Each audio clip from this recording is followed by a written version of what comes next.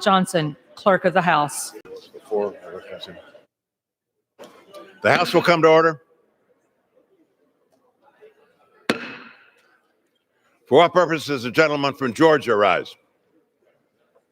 Mr. Chairman, pursuant to House Resolution 144, I call up H.J. Res. 46 and ask for its immediate consideration in the House.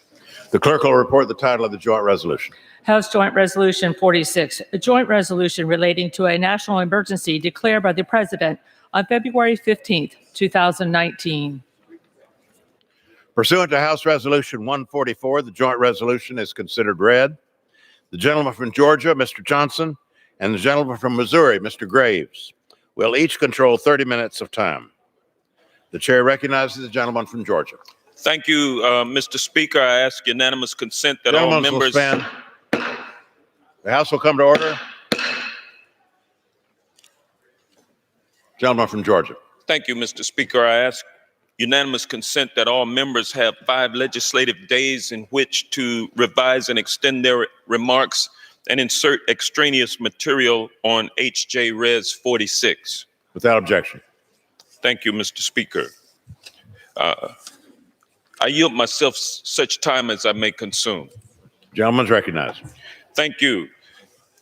President Trump's decision to declare a national emergency at the southern border to siphon funds for his border wall is an unconstitutional, grotesque abuse of power. An emergency declaration is not a last-ditch maneuver to employ when all negotiation attempts have failed. The House of Representatives has rejected the president's border wall, the Senate has rejected the border wall, and the American people have rejected this useless wall. The president does not get to override Congress in a raucous temper tantrum over his inability to broker a deal. The National Emergencies Act was enacted in 1976 to expedite the allocation of resources for real emergencies to save American lives and mitigate damage caused by natural disasters and acts of terror. It was not fashioned to allow a president to deny the will of Congress and the American people. Both Democrats and Republicans alike should be very concerned about the ramifications of this unprecedented executive action. It is a direct threat to the balance of power that our country was built upon and a violation of our nation's Constitution. There is also no factual basis for the emergency declaration. Immigration from the southern border has significantly decreased in the last 10 years. Any attempts to characterize the border as a crisis zone are flagrant abuses of statistics, which have shown that border crossings are at the lowest they've been in 40 years. President Trump has long proved he is not married to the truth or facts, and he has no proof to substantiate his wild claims about the status of the United States and the Mexican border. We cannot abandon our commitment to responsible governing and the truth because President Trump is outraged at his inability to fulfill a campaign promise. There's wide bipartisan support for this measure, and our democracy demands that we condemn this subversion of our Constitution and this misuse of presidential power. And with that, I reserve the balance. Gentleman reserves his time. Members are reminded to refrain from engaging in personalities concerning the president. Gentleman from Georgia. Missouri, I'm sorry. Thank you, Mr. Speaker. I'd yield myself such time as I may consume. Gentleman's recognized. Thank you, Mr. Speaker. Mr. Speaker, the president clearly laid out the case for a declaration of a national emergency in his State of the Union address right here. National security is obviously the president's highest priority, and I support his efforts to build a wall. There is a crisis. There is a crisis at the border that could have been addressed much sooner and prevented. Open border policies of the last administration compounded this growing problem. We've got schools, hospitals, and other services that have become overcrowded. American workers have been hurt by reduced job opportunities and lower wages. And at the same time, human and drug trafficking has thrived. In many communities, the notorious MS-13 gang has grown. We've seen tragic cases of crimes committed by illegal aliens who have been deported not once, not even twice, but multiple times. I want to cite just one example in my home state of Missouri. A man named Pablo Serrano Vitorino was deported to Mexico after a felony conviction in 2003. He later returned to this country illegally and was arrested again in 2014 and in 2015 after several more violent incidents, and he remained in the U.S. Then in 2016, this individual who had no right to be in this country was charged for murdering 5 people in Kansas City, Kansas, and Montgomery County, Missouri. Stories like this aren't unique to Missouri, Mr. Speaker. These horrifying events are happening across this country. This is a crisis. The men and women who put their lives on the line every day to bring order and security to our borders, they deserve the tools that they need to do the job. And now this president is taking decisive action to finally address the crisis using the authority provided to him by the Congress. The National Emergencies Act is very clear. The provisions the president will use under Title 10 explicitly provide the president with the clear authority. I support the president's efforts. I believe he is well within the law in making this declaration, and I'd urge my colleagues to oppose Joint Resolution 46. And with that, I would reserve the balance of my time. Gentleman reserves his time. Gentleman from Georgia. Thank you, Mr. Speaker. I yield to the gentleman from Texas, Mr. Castro, 2.5 minutes. Gentleman's recognized for 2.5 minutes. Thank you, Chairman. Thank you, Speaker. About 6 weeks ago, when the rumors began that the president might declare a national emergency to build his border wall, my staff and I began working with Legislative Counsel to make sure that Congress would have a say in what amounts to constitutional cannibalism by the president. This is the most consequential vote we will take in a generation on the balance of powers between the legislative and the executive branches of government. Whether we will respect the separation of powers enshrined in our Constitution, stand up for Congress and for this country and for the Constitution, or whether we will stand down in favor of the president. The precedent that may be set today, this week or next week when the Senate votes, if Congress allows this president's emergency declaration to stand, will not have ramifications only on this matter or the building of a border wall, but if the president is successful, he will likely come back for more. He will likely circumvent Congress again in the same unconstitutional way. Not only will this president do it, future presidents will do it. And I ask you this, how are we to tell a future president, if this president is successful, that gun deaths, which number in the tens of thousands, are not a national emergency, that opioid deaths are not a national emergency, that climate change is not a national emergency? This will allow a president to sideline Congress for much of domestic policy. And bear in mind, Congress over the years has already, on its own, I believe, given up a lot of its authority with respect to foreign policy. It's also clear that there is no emergency at the border. Border crossings are at a 4 decades low. The folks who are coming today are presenting themselves to Border Patrol agents seeking asylum, not trying to get around the border. There are more law enforcement officers at our border, federal, state, and local officers than at any time in our nation's history. Since its founding, this country has become the most powerful and prosperous on the face of the earth without a border wall. That's why most Americans disagree with the president usurping the power of Congress to build his border wall. In fact, not only do they disagree with that, they disagree with using military construction money on this border project. Cities like mine in San Antonio stand to lose millions of dollars in military construction. I urge my colleagues to vote for this resolution. Gentleman from Georgia reserves his time. The gentleman from Missouri. Thank you, Mr. Speaker. Mr. Speaker, let's be clear. Congress explicitly authorized the president to undertake certain military construction projects that are not otherwise authorized by law when it passed the National Security Act. The president is working within the legal boundaries that the Congress gave him. With that, I will yield 2 minutes to the gentleman from North Carolina, Mr. Meadows. Now it's for 2 minutes. Thank you, Mr. Speaker. The gentleman from Missouri is exactly right.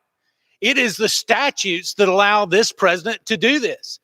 The statutes don't provide for national emergencies on climate change. They don't allow for national emergencies on gun violence, but they do allow it in terms of this particular issue, and the president is exactly right. There is a crisis at the border, Mr. Speaker, but not only this president recognizes it, the previous President Obama in 2014 did as well when he requested $3.7 billion in emergency spending to secure the border.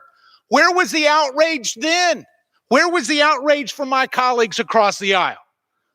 President Obama even went on further to say that we needed to make sure that we needed to secure our border to deter both adults and children from the dangerous journey that they embarked on.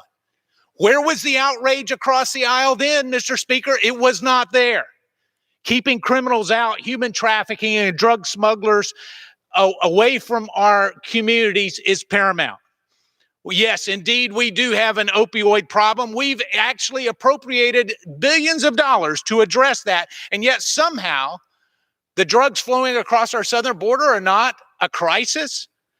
You know, again, President Obama seemed to agree with this and declared a national emergency for transnational criminal organizations, specifically calling out Mexico's Los Zetas gang, and provided more authority for ICE to actually combat that. A national emergency. Where was the outrage across the aisle then?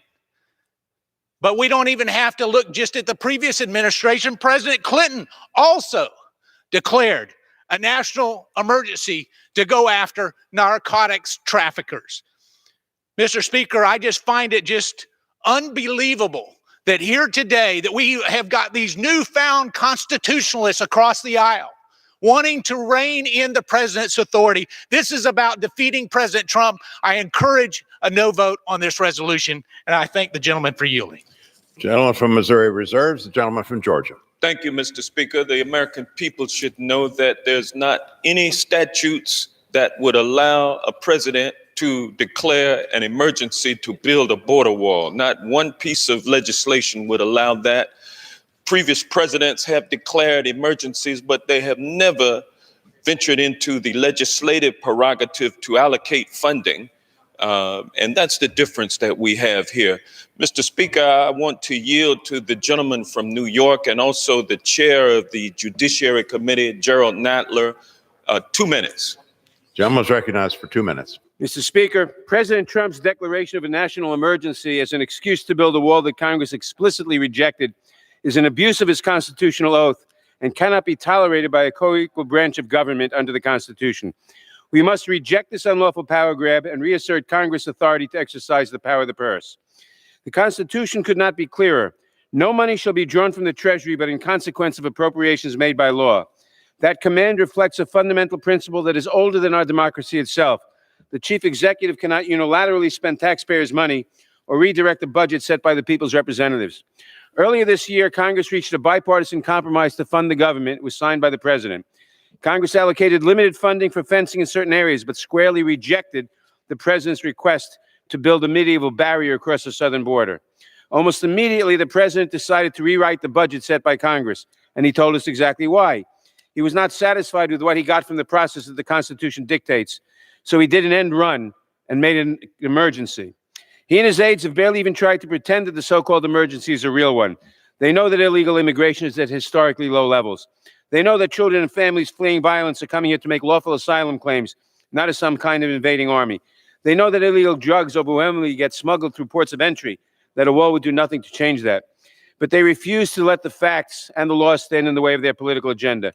Even worse, the emergency law that President Trump invoked allows the military to redirect funds only if an emergency requires use of the armed forces. And those funds can be used only for construction projects that are necessary to support such use of the armed forces.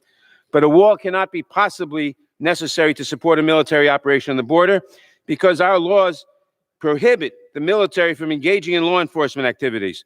The military cannot enforce an immigration law, so the president's actions are doubly unlawful. There is no real emergency, and even if there were, the president could not redirect military funds for a purpose expressly prohibited to the military. Fortunately, the Constitution does not get suspended based on President Trump's preferences about what is convenient or faster. Our nation's founders left it up to all of us, including those of us in Congress, to act as guardians against exactly this type of assault on our constitutional order. In that spirit, I proudly support this joint resolution, and I call upon my colleagues on both sides of the aisle to stand up and do the same. I yield back the balance of my time. Gentleman from Georgia reserves. Mr. Speaker, I'd yield 4 minutes to the gentleman from Georgia, Mr. Collins, on the Judiciary Committee. Gentleman is recognized for 4 minutes. Thank you, Mr. Speaker.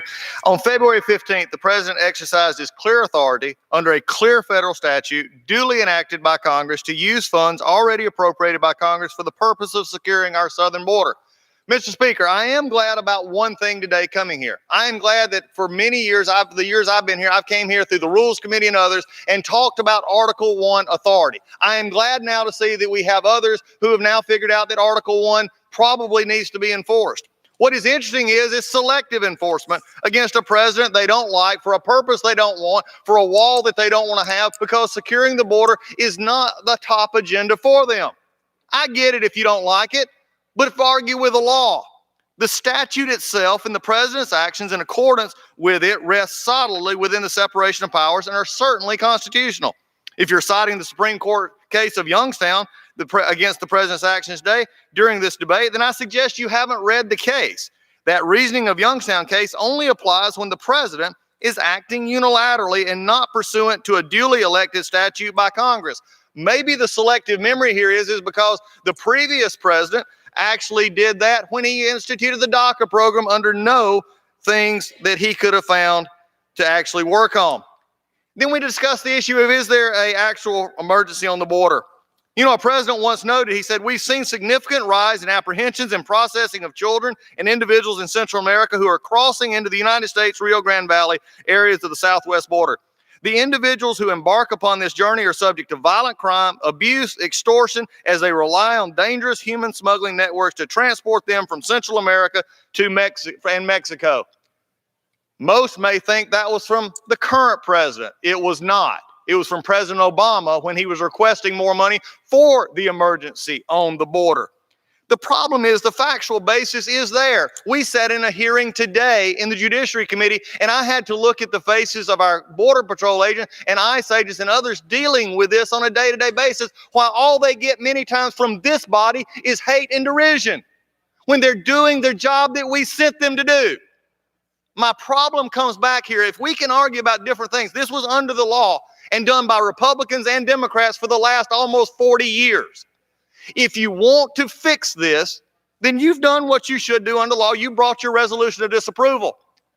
But if you really wanted to take Article 1 authority, then actually look at the law itself. Actually want to change it. That's what this body ought to be doing. If you don't like the fact that the president can do something, and especially my friends across the aisle who don't want this president to do anything, then fix the law.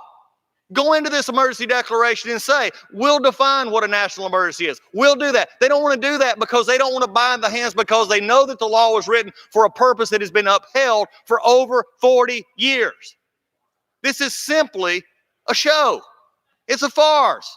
Let's just get to the political aspect of this and say, Mr. Speaker, we don't like the president. We don't like what he's doing. Oops, we forgot about this law. And the president said, I will act under the authority given to me by Congress. You can have all the arguments you want, but at the end of the day, Mr. Speaker, when you cast this vote, don't hide behind Article 1. Don't hide behind separation of powers. Go to the law and look at what the law says and vote no. With that, I yield back. Gentleman from Missouri reserves. I reserve, Mr. Speaker. Can I inquire as to how much time is remaining?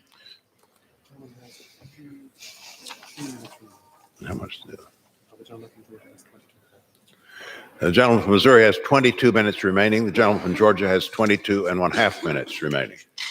Gentleman from Georgia. Thank you, Mr. Speaker.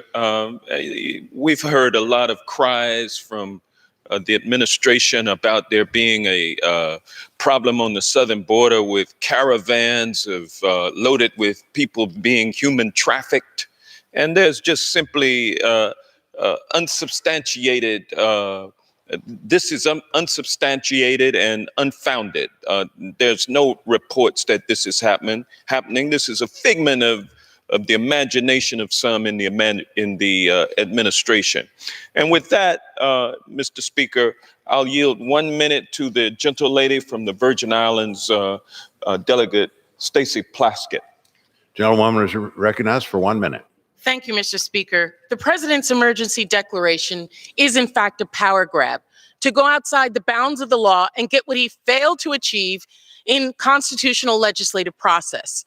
After failing to convince the American people in Congress to pay for his ineffective, wasteful, multi-billion-dollar concrete wall, the president is now trying a desperate end run around Congress with his unlawful emergency declaration. The president's declaring an emergency over a crisis that does not exist. The statute only applies to national emergencies that require use of the armed forces for military construction projects that are necessary to support the use of armed forces. The border wall is not a military construction project. It does not require the use of the military. The immigration law is the responsibility of the federal immigration enforcement agencies, not the military. The president's declaration violates federal law, and that is the crisis. This is a crisis, a crime against our Constitution. It is an assault. It is a rape, what the president is doing now against the Constitution, against this legislative body. I am just in another world that I, as a constitutional strict constructionist, am on this side of the aisle on an issue like this. I yield back. Members are reminded to refrain from engaging in personalities toward the president. The gentleman from Georgia reserves his time. Gentleman from Missouri. Thank you, Mr. Speaker. Mr. Speaker, I might remind my colleagues that Title 10, Section 2808 explicitly authorizes the president to change the appropriation for military construction. He is operating within the law.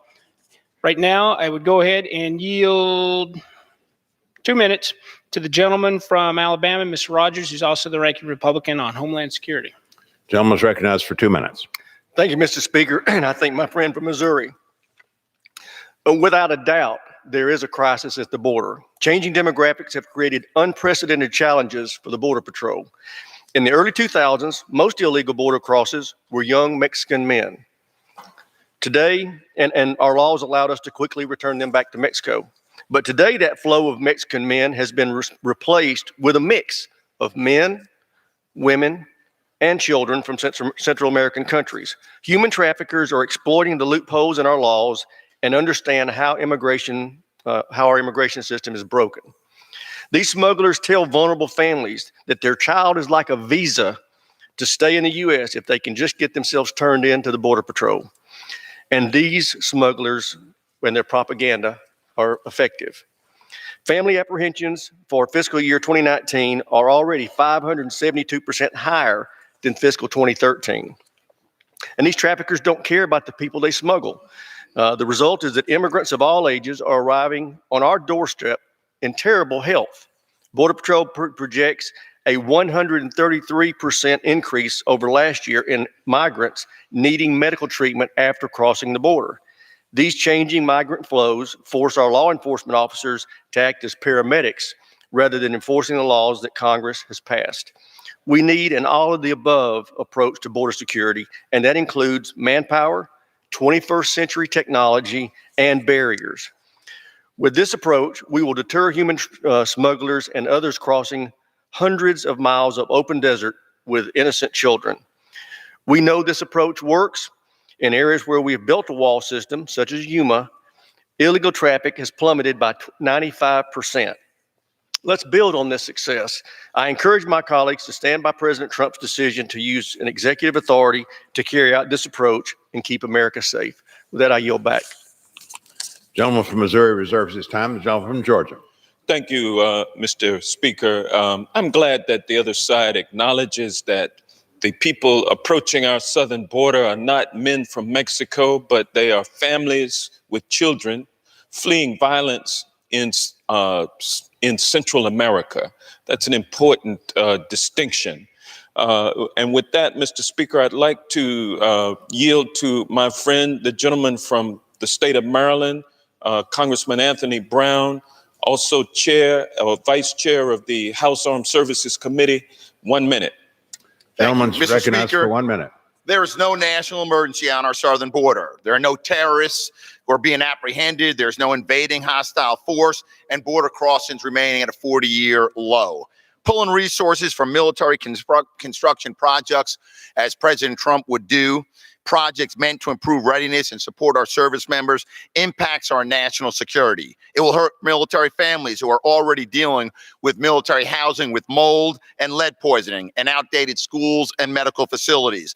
This declaration of national emergency will keep thousands of active duty troops needlessly deployed at the southern border and away from their scheduled training activities and operational readiness. This is a fake emergency. And for President Trump to claim we need to build a wall to support our armed forces, it's absurd and ridiculous.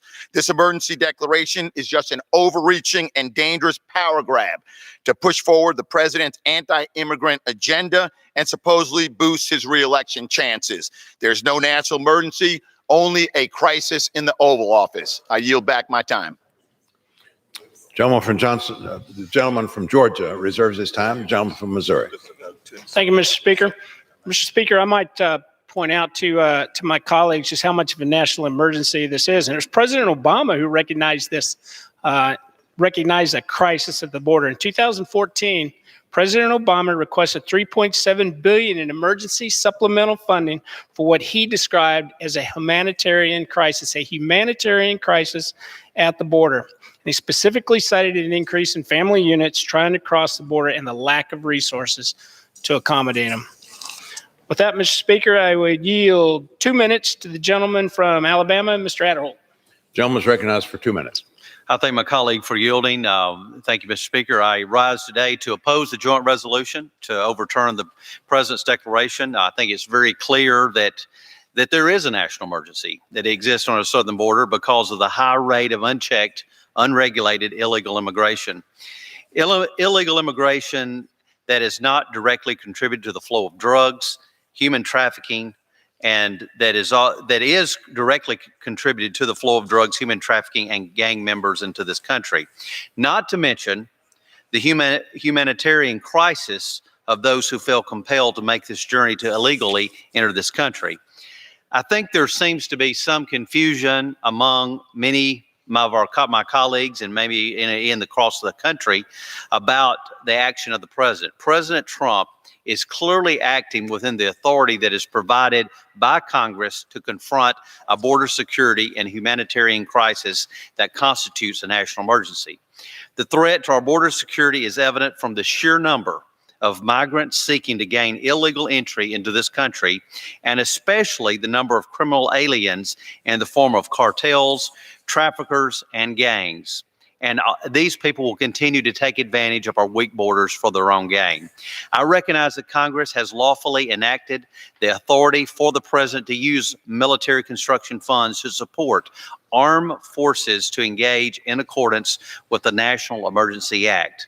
Therefore, Mr. Speaker, I ask my colleagues to oppose this joint resolution at the crisis, as a crisis at the border, that it's real, and that I yield back the balance of my time. Gentleman from Missouri reserves. The gentleman from Georgia.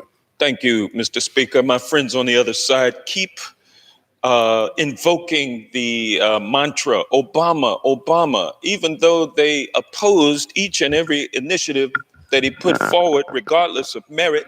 Now they want to come back and cite him for what he said and what he did. But one thing he did not do was to allocate funding that he was not entitled to. He always requested from the Congress funding authority. And with that, Mr. Speaker, I'd like to yield to the gentleman from New York, Adriano Espaillat, a time of 1 minute.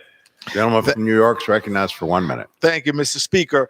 Less than 2 weeks ago, after another failed attempt to establish consensus on border security funding, President Trump, a self-proclaimed master negotiator, failed to get a border wall that he originally said Mexico will pay for. So then he fraudulently invoked a national emergency declaration to rob taxpayers of funds from other programs. The president's brazen decision not only violates Congress' constitutional powers of the purse laid out in Article 1, Section 9, Clause 7, it's also a fabricated emergency propped up by fake statistics, racist undertones, and the blatant hypocrisy of a party that had complete control of Washington for 2 years and didn't see it fit to fund this useless medieval war themselves. By diverting funds from the military projects, the president has determined that national security takes a backseat to his political priorities. Today in the Senate, the head of the U.S. Northern Command said that border crossings do not pose a military threat. Mr. Speaker, there is no emergency. Thank you, and I yield back my time. Gentleman from Georgia reserves. The gentleman from Missouri. Mr. Speaker, I now yield 1 minute to the gentleman from Arkansas, Mr. Crawford. Gentleman is recognized for 1 minute. Thank you, Mr. Speaker. I thank the ranking member. I rise in opposition to this resolution. When President Trump declared a national emergency, he did so in response to the ongoing humanitarian crisis at our border and with full statutory authority vested in laws passed in this very chamber. The majority claims that this resolution of disapproval is in response to a power grab by a president acting out of line. Yet by merely disapproving of the emergency declaration, they are preserving the statutory powers they claim are inappropriate. If my colleagues across the aisle are so concerned about separation of powers, why don't they simply reform the laws in Title 10 and Title 50 that the president is using to respond to this crisis? The answer is because this resolution is not about the division of powers. It's not even about border security. The only reason this legislation is being considered on the floor today is to obstruct the president's agenda. The president has made it clear that he will use all statutory tools at his disposal to secure the border, and that is exactly what he's doing in declaring this emergency. I urge my colleagues to oppose this legislation, and I yield back. Gentleman from Missouri reserves. Gentleman from Georgia. Mr. Speaker.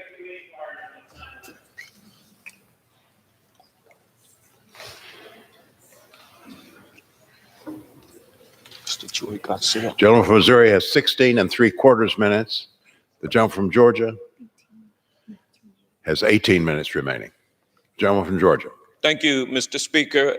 At this time, I will yield to the good gentleman from Illinois, Mr. Chuy Garcia. 1 minute. Gentleman is recognized for 1 minute. Thank you, Mr. Speaker. My colleagues make some very good points.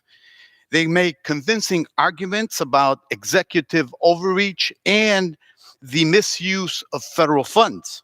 I thank them for those statements, and I would like to add and ask a more personal question.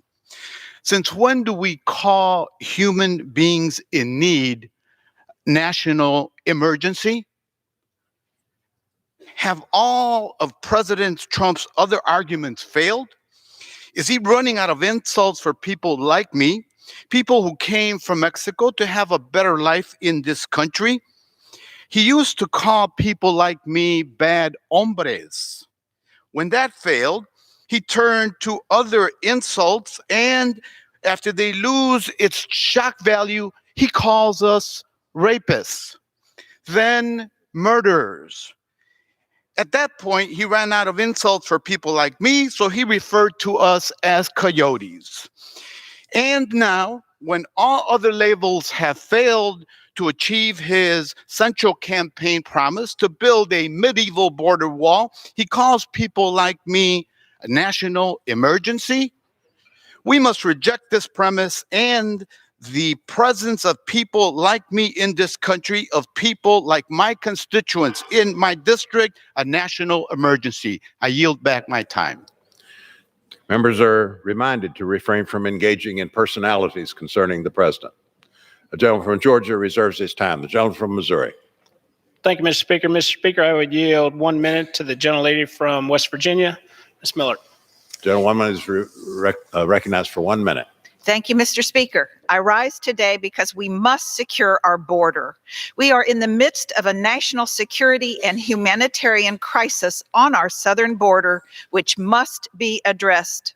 Earlier this month, Congress secured important and necessary funding to protect over 55 miles of our most dangerous border, where it has been so desperately needed. We have also provided funding for over 600 new border officers. This was a good step in the right direction, but as we see again today, our colleagues from across the aisle remain unwilling to address our intensifying border crisis. With the national emergency declaration, President Trump is taking the steps our country needs to stay safe and secure. Yes, this is an emergency. Cartels, human traffickers, and drug smugglers take advantage of our weak border for their own gain, and it must be stopped. We need to stop traffickers from bringing young girls and women into our country where they are sold into prostitution and slavery. As a mother and a grandmother, this breaks my heart. We need to stop violent gangs like MS-13 from entering our cities and bringing their violence and evil onto our streets. And we need to stop The time of the gentlewoman has expired. Thank you, Mr. Speaker. Gentleman from Missouri reserves. Gentleman from Georgia. Thank you, Mr. Speaker. I will now yield to the gentleman from New York, Hakeem Jeffries, 1 minute. Gentleman's recognized for 1 minute.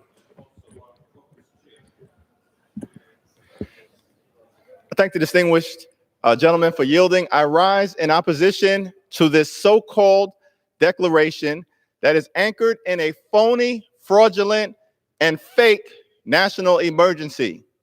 There is no crisis at the border. There is no basis in law or in fact for this unconstitutional emergency declaration.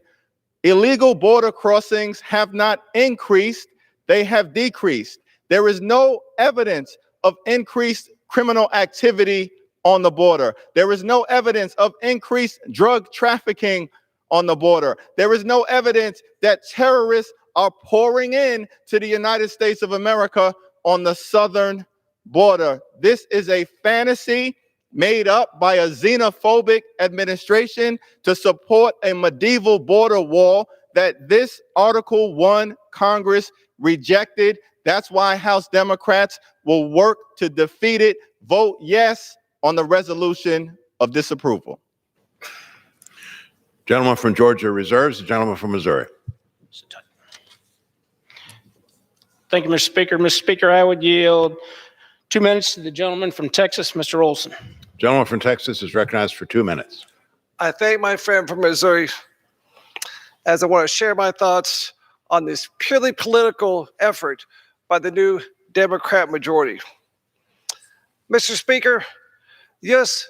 and Mexico border is 2,400 miles long. My home state of Texas is half that border, 1,200 miles. Texans know something others in this chamber apparently don't know. We are at war on the southern border with the drug cartels. I say it again, we are at war on the southern border with the drug cartels from Mexico. The drug cartels are at the heart of every single problem we have on our southern border.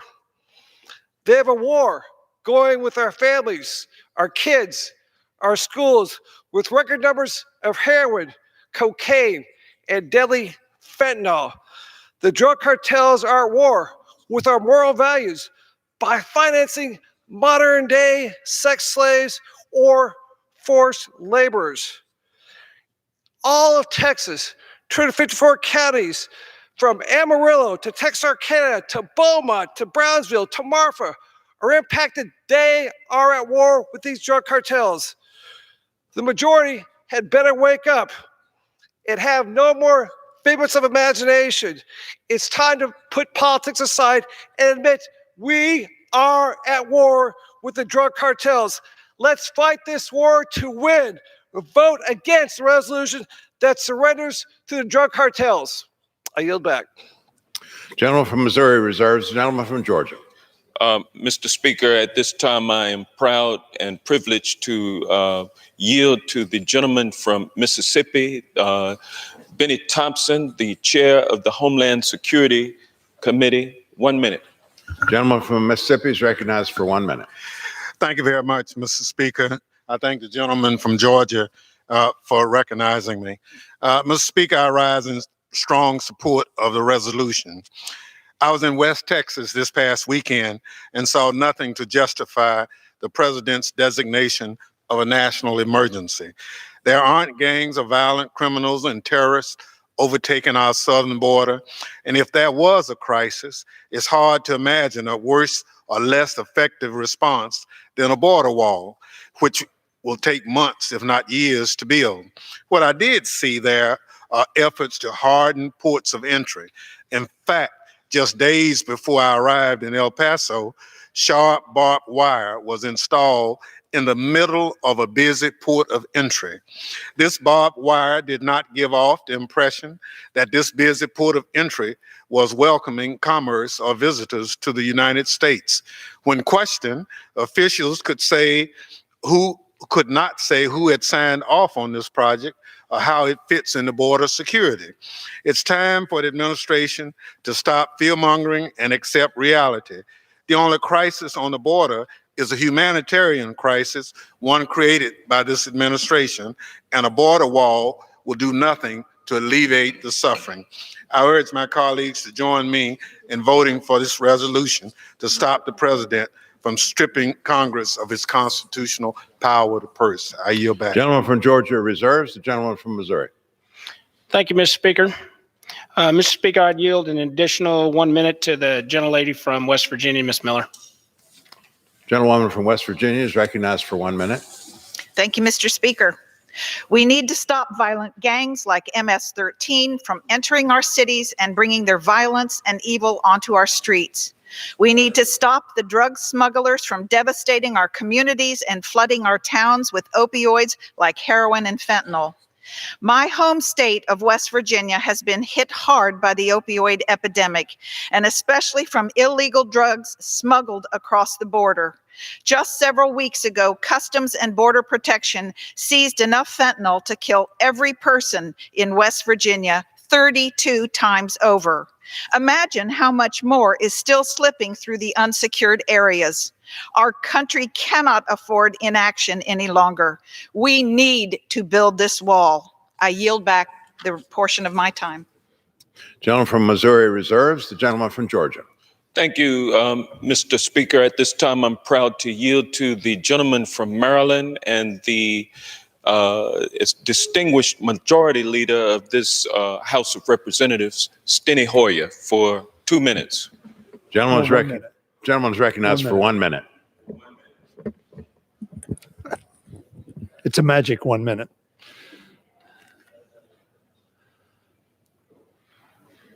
This issue is not about a wall.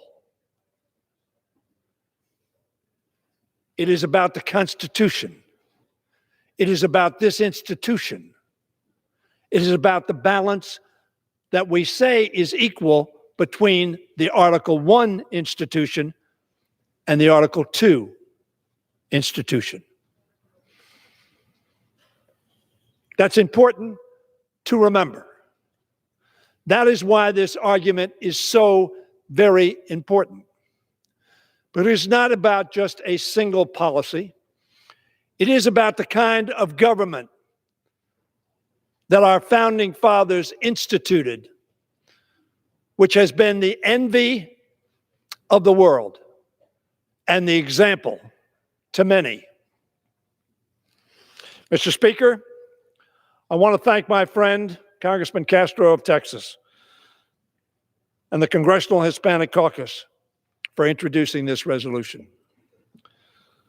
I was at the border in California and in New Mexico just a few days ago.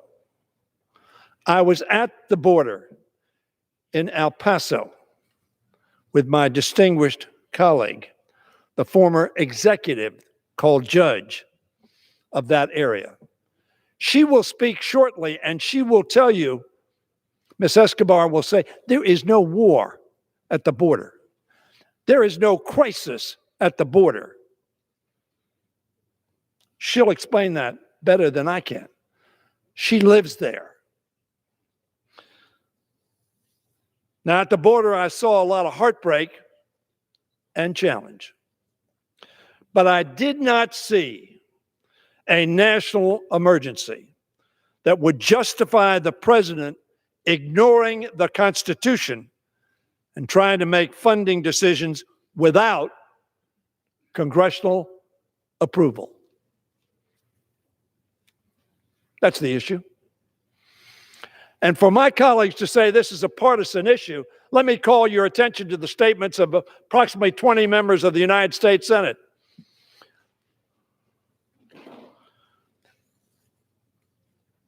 The president admitted on February 15th that this is not a true emergency when he said, and I quote,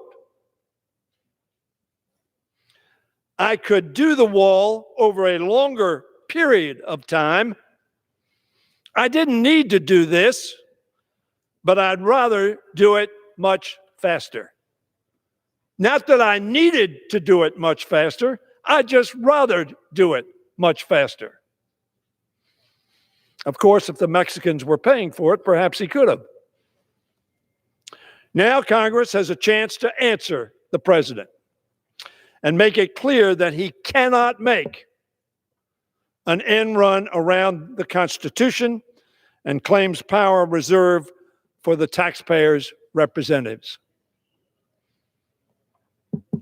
Mr. Speaker, the Congress of the United States needs to have a spine and not lay at the feet of the President of the United States and say, "Whatever you want, sir." That's not what the people elected us to do. We are their representatives, not the president's representative, whether it's President Obama, President Trump, President Clinton, or President Bush, or President Reagan, all of whom I have served with, 2 Bushes. Our founding fathers had enough of King George. And so they adopted a constitution which said, we're not going to have a King George. We're not going to have an authoritarian regime. We're not going to have the executive setting policy.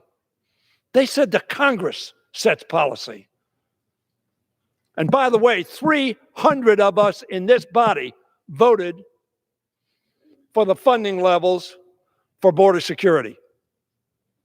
It didn't squeak by some partisan advantage. 300 of us, which is to say well over 66%. Now, Congress has a chance to answer the president and make it clear.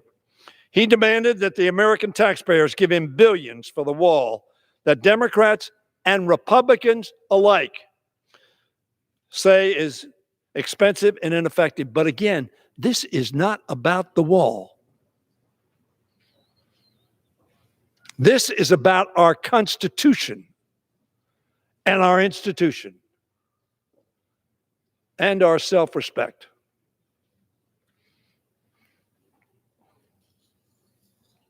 He has chosen to ignore the will of the American people as expressed by their representatives. He has opted to set aside the wisdom of our founders for the expedience of getting his own way. Constitutional law professor Roger Sloan of Boston University noted last week, to my knowledge, this is the professor speaking, to my knowledge, no president has ever tried to appropriate funds Congress refused to appropriate. Overwhelming Senate vote, overwhelming vote in this body. He went on to say, politically, it would mean the president would be seeking to override a bipartisan judgment of Congress. Have we no self-respect?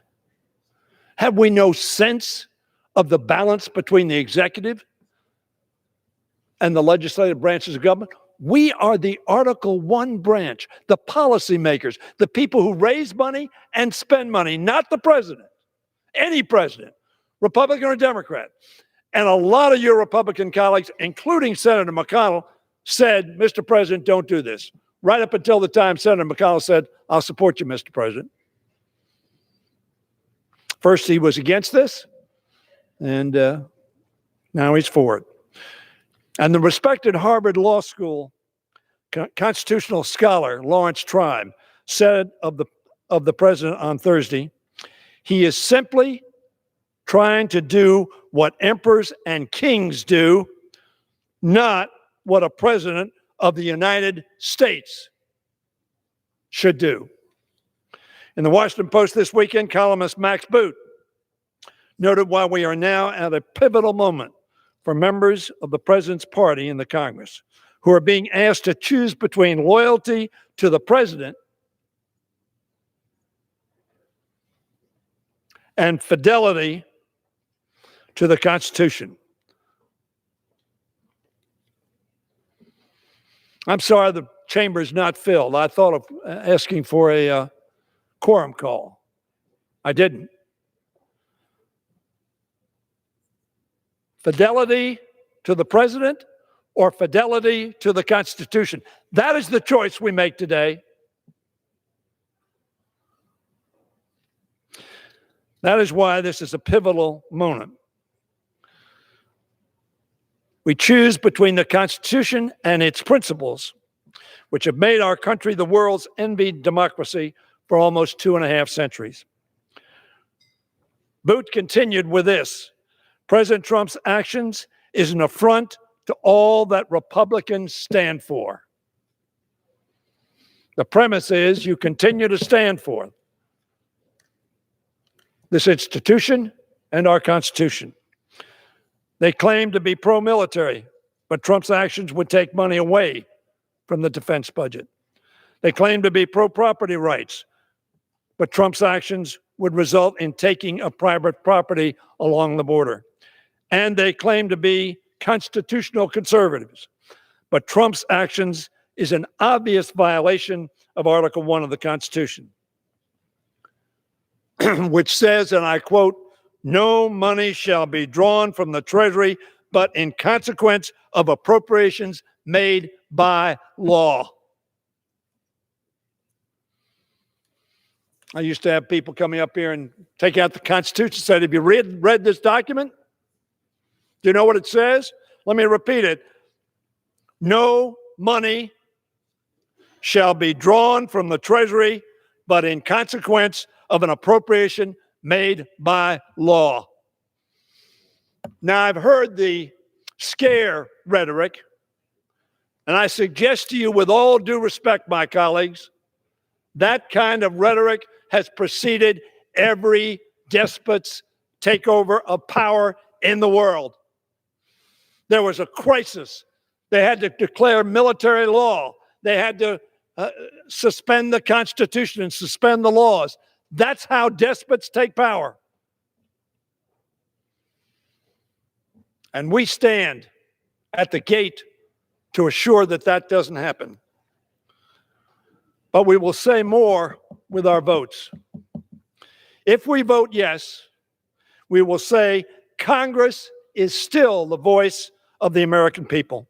We will say that we are still faithful to the oath we took to protect the Constitution and laws of our land. And we will say America, as our founders promised, has no sovereign but we, the people. We, not me, not I, we, the people. We must not allow the president to set a dangerous precedent, stripping Congress of its power of the purse. This is the first time. You can say there are a lot of other emergencies. That's correct. But this is unique. We must not allow him to set the precedent whereby any chief executive, Republican or Democrat, can declare an emergency anytime he or she doesn't agree with Congress's funding. This is not a partisan resolution. It is supported and encouraged by former and current Republican members who recognize how dangerous it would be for the Congress not to act. A group of 23 former Republican members of Congress have written to you, including former Senator Olympia Snowe, Dick Lugar, Chuck Hagel, and John Danforth. Sent a letter currently serving Republican members yesterday. In it, they wrote this: it has always been a Republican fundamental principle, excuse me, that no matter how strong our policy preferences, no matter how deep our loyalties to the president or party leaders, in order to remain a constitutional republic, we must act within the borders of the Constitution. Today, a conservative senator from North Carolina, a Republican conservative senator from North Carolina, said this: I have great concerns when our institution looks the other way at the expense of weakening Congress's power. Senator Murkowski and Collins have already said they will support this resolution. So let us act and do so in one powerful voice, not as Democrats, not as Republicans, as Americans, as representatives, as people who have put their faith in us to make a judgment to protect their country, their Constitution. As Americans who believe in our Constitution and the wisdom of our founders, who gave Congress alone the authority to appropriate funds and gave the representatives of the people and the states a powerful check on the executive. I ask all my Republican colleagues, how would you vote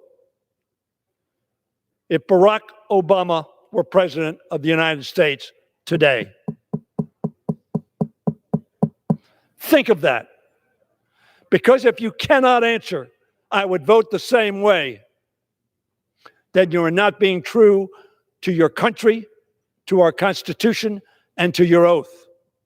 If any member cares at all about the equal status of the Article 1 branch of the Constitution, he or she should vote for this resolution. Vote for conscience and Constitution, not party and politics. And I yield back the balance of my time. Gentleman from Georgia reserves his time. The gentleman from Missouri. Thank you, Mr. Speaker. Mr. Speaker, I would yield 5 minutes to the gentleman from Illinois, Mr. Kinziker, who just came back from deployment on the southern border. Gentleman from Illinois is recognized for 5 minutes. Well, thank you, Mr. Speaker, and I thank the gentleman for yielding. I want to start by saying something. Everybody here in this chamber means well. Everybody here in this chamber believes they're fighting for the right thing for this country. Unfortunately, sometimes with these debates, they get heated and we begin to ascribe bad motives to the other side. I ascribe no bad motives to my colleagues on the other side of the aisle. And there's no bad motives on our side. It's just a little bit of a difference in how we see it. We're all passionate about this issue, which is evident by the quality of the debate we're having here. But I'm going to tell you why I came to believe that this was a national emergency. So I was sent down to the border with the National Guard. I went down and did 2 weeks with my unit, who was down there for 2 months as part-timers. We go down and we fill in and augment different amounts of time. And I fly a surveillance aircraft. It's called an RC-26. And we actually worked with Border Patrol. And what we would do is, through technology, some of the technology that exists, they would get indications of a group coming over the border. We would have a central authority that would see these groups coming over the border and would take the limited air assets we had and put them on these groups to surveil them and then to coordinate the Border Patrol or whatever to come in and get them. And what we saw, frankly, was pretty eye-opening for me. Now, first off, Arizona has some very rugged territory. I've worked Texas, by the way, 3 times doing this exact same mission. I'm going to give you an opportunity to guess who the president was when I did this mission 3 other times. It was President Obama, because he understood the need for the guard on the border. So we would see these groups come over. They would go through this rugged terrain. By the way, I never worked an area in Arizona where there was a barrier. We never had to, but there's a lot of area that isn't. We would then respond. And basically 9 times out of 10, anytime these groups got any indication that Border Patrol was nearby or there was an aircraft overhead, they would do what we call a bomb burst, just like that. Looks like that on the infrared we're using. They would run in all different directions. And many people would get separated. But you know who the first to bomb blast away from that group was? The first people every time were the coyotes that they paid their life savings to bring them over the border. Every time. In fact, one time that exact scenario happened and a lady was left lost in the desert, hunkered down in a bush, and had Border Patrol not found her, sure, she'll be deported for that because she came in illegally. But had Border Patrol not found her, I believe that there is a chance that she could have been one of the at least 200 bodies that they find every year in the desert because they are abandoned by their drug traffickers, by their coyotes who are paid for and who pay money to the drug cartels. That's a big part of where these cartels in Mexico get their money, funneling people over the border, human trafficking. We know the statistics of the chance of assault during that. We know that kind of stuff. We also had, it wasn't my mission, but my crew was on a mission, their very first one, where a illegal was apprehended and he had 70 pounds of methamphetamine on him. Now, I know there's way more than 70 pounds of methamphetamine out there in the United States, but there's way more people we're not seeing come over that border as well. People sometimes look at the rugged terrain of Arizona and say, well, with mountains and hills, that is the natural wall. By the way, I went hiking on those mountains and hills during my time off, I'll say that. But the other interesting thing is a significant amount of the people we were following were actually on those mountains and hills. They were on the mountains and hills because that rugged terrain is just as difficult for Border Patrol to navigate as them. In fact, I watched as a Border Patrol helicopter followed a man probably 100 feet away. This is on video. Border Patrol can release this video if they want. The man was running. The Border Patrol could not insert Border Patrol agents to capture him. This guy is still gone today. He had to have been a coyote or a drug trafficker. Seeing this repeatedly made me realize this is not a national emergency because of immigration. I'm actually believe in comprehensive immigration reform. I want to work with the other side of the aisle to fix all these problems that I think we really actually all agree on. We just can't admit we agree on all this stuff. But I look at this and I say, this is an 80% solution that we could fix. But when I came back from the border, and I came back from seeing the real issue that makes this a national emergency, drugs, human trafficking, that's when I realized something had to be done. A wall and a barrier is not compassionless. I think border security and compassion actually go hand in hand. Because what we're saying is, come over to the United States of America, but do it the right and legal way, because otherwise these coyotes in the cartel are going to take advantage of you, take your life savings, and take you through a very dangerous route. And when the going gets tough, they're going to leave you to die, because they did that to 200 of them last year in Arizona. It was an eye-opening experience. I appreciate the passion everybody has in this. I respect everybody's debate in this. This is how I came to the conclusion I did. Please vote no on this, and I yield back. Gentleman from Missouri reserves his time. The gentleman from Georgia. Thank you, Mr. Speaker. It amuses me when my friends on the other side try to cause the public to believe that there are people coming across our border trying to sneak in, when the truth of the matter is the people who are presenting themselves at our southern border primarily are people fleeing violence in Central America, families, women, children, fleeing violence in Central America, presenting themselves at lawful points of entry, not trying to jump the Rio Grande, but at lawful points of entry and seeking to apply for asylum. And that is the emergency that my friends on the other side tried to make into something that would be such that President Trump is authorized to spend monies that have not been appropriated. And it's a farce. Mr. Speaker, at this time, I will yield to the gentleman and my colleague, my dear colleague from the state of Georgia, John Lewis, for 2 minutes. Gentleman from Georgia is recognized for 2 minutes. Thank you, Mr. Speaker. I rise in strong support of this resolution. Some of you may be old enough to remember when Dr. Martin Luther King Jr. traveled to Berlin in 1964, He reminded those gathered that a man-made barrier could not change the fact that the people on both sides of the wall was God's children. Mr. Speaker, I ask you today, what does it profit our nation to gain a wall and lose our soul? North and south of the border, we are one people. We're bound together by our common humanity. Mr. Speaker, this executive action betrays our value, our democracy, and the very soul of our nation. As members of Congress and the nation are immigrants, we have a constitutional mission and a mandate to preserve the balance of power and to oppose this monument to hate. Today, each and every one of us has a moral obligation to do what is right, what is just, what is fair. By passing this resolution, I urge all of my colleagues to vote yes. Gentleman from Georgia reserves. The gentleman from Missouri. Mr. Speaker, may I inquire as the time remaining? Gentleman from Missouri has 7 3/4 minutes remaining. Has 11.5 minutes remaining. Thank you, Mr. Speaker. Mr. Speaker, at this point, I would yield 2 minutes to the gentlelady from Arizona, Ms. Lesko. Gentlewoman is recognized. Thank you very much, Mr. Speaker, and thank you very much, Mr. Graves.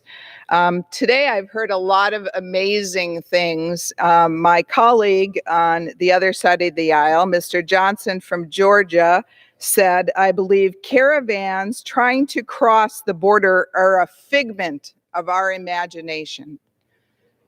I don't know about you, but I think all we need to do is turn on the news. I've seen thousands of people traipsing thousands of miles to get into our country. In fact, there's been some violence, so I just don't understand that statement at all. And Speaker Pelosi and Chuck Schumer recently said the crisis at the border is manufactured. I tell you, ladies and gentlemen, that I live in the state of Arizona, a border state, and I have visited the border, and I have met with the border agents and border officials at the border.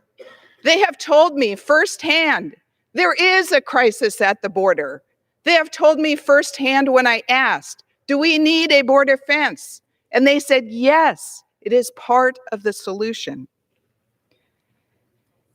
You know, I'm here today to ask for a reason. The Republican legislature and the majority last year tried to pass legislation that would not only secure the border, but as a compromise would have given legal status to the DACA recipients. Not one Democrat voted for it. Can we please get together and solve this problem? It's unfortunate that the president had to resort to this because Congress, the Democrats, would not vote for border security. And so I support the president in his declaration for emergency. I support him in protecting our nation, his number one duty. And I oppose this resolution.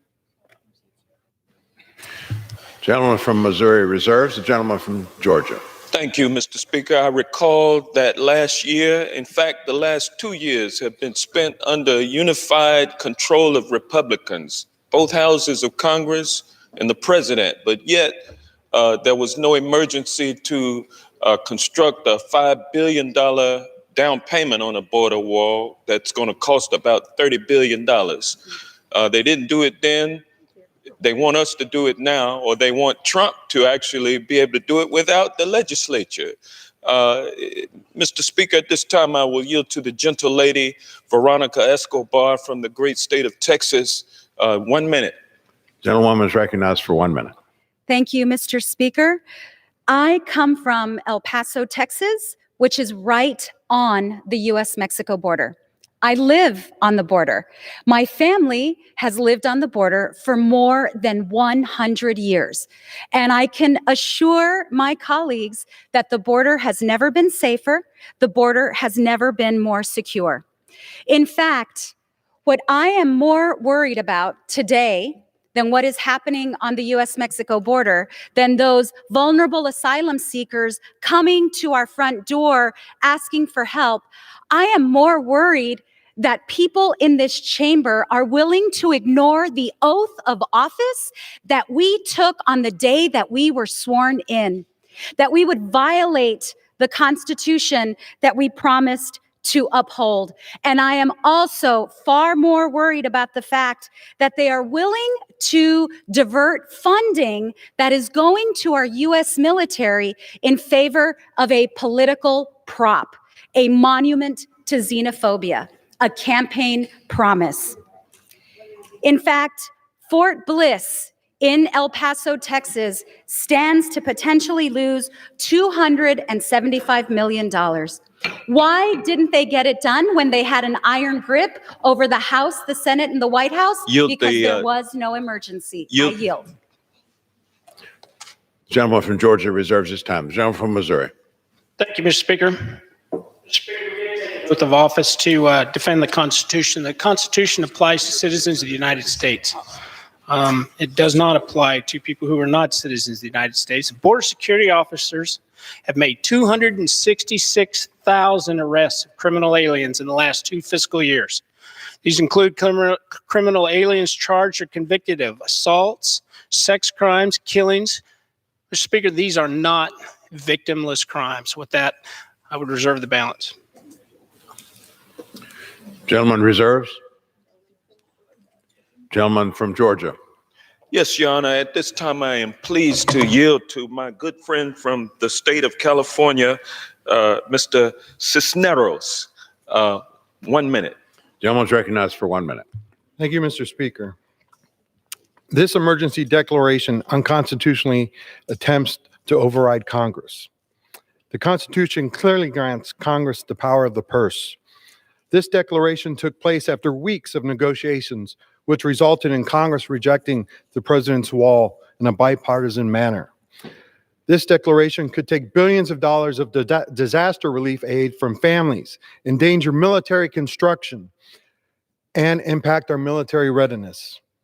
There is no national emergency at the southern border, only a humanitarian crisis created by our president.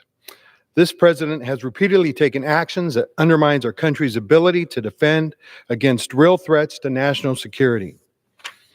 Congress must act as a check on the president's abuse of executive power. Congress has the opportunity to defend and protect the Constitution and assert its role as a co-equal branch of government, and it must do so in order to set a precedent and protect our democracy. It is absolutely unacceptable that military families and communities across this country should be made to suffer from this unlawful and dangerous action. That is why I urge my colleagues to vote in support of this resolution and move forward with ending this fake national emergency. I yield back my time. Gentleman from Georgia reserves. Gentleman from Missouri. Mr. Speaker, I'd reserve the balance of my time. Gentleman from Missouri reserves. The gentleman from Georgia. Mr. Speaker, may I inquire how much time? Gentleman from Georgia has 9 minutes remaining. Gentleman from Missouri has 5 1/4 minutes remaining. Thank you, Mr. Speaker. I will at this time yield to my good friend, the gentle lady from Florida, Debbie Wasserman Schultz. How much time? 1 minute and 30 seconds. The gentleman yields 1 1/2 minutes. The gentleman from Florida, gentlewoman from Florida is recognized. I thank the gentleman for yielding. Thank you, Mr. Speaker. What we are witnessing is a president who poses a direct threat to both our military families and America's national security. First, as we've heard, there is no border emergency. That is a fabrication. The administration's own statistics show that crossings and apprehensions are at a historic low. The vast majority of illegal drugs come in at our ports of entry. A wall will not stop that. Many who cross our borders are women and children.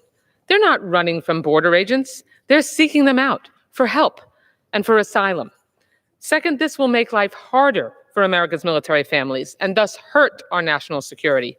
Who would ever intentionally make life tougher for the brave men and women who serve our country? It's monstrous, really, when you think about the sacrifices that they already make for this country. As the chair of the Military Construction VA Appropriations Subcommittee, tomorrow I will hold a hearing to ask our service secretaries exactly which projects they previously told us they really needed, but now should be sacrificed for a needless wall. What will these leaders ask their troops to give up, just so Trump can have a useless, wasteful wall? Training or intelligence facilities? Hangars for planes that cost billions? Schools for our military families' children? This is a power grab.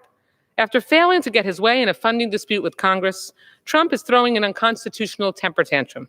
He's using the tools of an authoritarian, jeopardizing our military readiness to steal himself a wall that he could not get the lawful way. The dangerous precedent he will set is one that I hope all of my Republican colleagues will reject. The president says a wall will keep Americans safe, but stealing funds from military families makes us all less safe. Bypassing Congress and the Constitution and starving military families of funding is not patriotism. It's everything that true patriots fight against. I yield back the balance of my time. Members are reminded not to engage in personalities concerning the president. The gentleman from Georgia reserves his time. The gentleman from Missouri. Thank you, Mr. Speaker. Mr. Speaker, we keep hearing that most drugs coming into this country are coming in at ports of entry. And I would make a correction. Most drugs that are caught at ports of entry. We don't have any idea what's coming in across the border. And when we say that, you know, this is like saying we're going to reinforce the front door, but we're going to leave the back door wide open. We don't know how many drugs or the amount of drugs that are coming across the border because, particularly in rural areas, because we just simply can't patrol it. As the gentleman from Illinois pointed out, you can't deploy Border Patrol quick enough to catch so much of this. So we don't know how many drugs are coming through in other areas. We have a pretty good idea in ports of entry because we catch them there. With that, I would reserve the balance of my time. Gentleman reserves his time. The gentleman from Georgia. Thank you, Mr. Speaker. It's hard for me to imagine how a big, beautiful wall will somehow bestow upon us knowledge that people are jumping over it or going under it. Those kinds of things do not work across the entire border. That may have its place at some points, and I'm sure we have border wall and border fencing in the locations where it is necessary. But in the other locations, we need, in addition to more Border Patrol officers who are paid a living wage, we need the technology and the other assets that can surveil and help with the apprehension of people who are coming across the border at points that are not legal points of entry. But the point is, today's crisis that faces the people of Central America and drives them to our southern border is driving them to lawful points of entry to seek asylum protection under this nation's laws. And that is something that they are entitled to. Mr. Speaker, at this time, I will yield 1 minute and 30 seconds to the gentle lady from the great state of Texas, Representative Sheila Jackson Lee. Gentlewoman is recognized for 1.5 minutes. I thank the gentleman. Mr. Speaker, the only crisis is the constitutional crisis that has been created by the President of the United States by his direct and ill-conceived abuse of power, which is noted in the Constitution as a violation of the Constitution. It is sad that the president has declared a national emergency for the purpose of misappropriating funds from previously designated and important uses to build a wall. Uses that would be dealt with in a national emergency in case of war that would then call for the building of direct materials and buildings necessary for troops engaging in war. The only response to my good friend who has come back from the border and saw people going over the border is to engage more Border Patrol agents and train them to do the job that they're designated to do. We as Democrats support that. Illegal border crossings are at near 40-year low.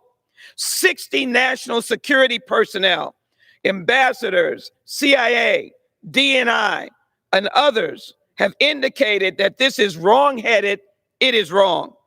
The president's declaration clearly violates the Congress' exclusive power of the purse, and if unchecked, would fundamentally alter the balance of powers, violating our founders' vision for America. That is unconstitutional. To quote Thomas Paine, in Common Sense, the absolute governments, the king is law. In absolute governments, the king is law. So in free countries, the law ought to be the king. This is the abuse, the declaration, and we should vote for the underlying resolution to restore constitutional order. Mr. Speaker, I'll yield to the gentlelady an additional minute. I thank the gentleman very much. The gentleman is recognized for an additional minute. To restore constitutional order. Let me also indicate that as a member of the Homeland Security Committee, the numbers of Mexicans from Mexico has decreased. The numbers coming now are what we call OTMs, other than Mexico.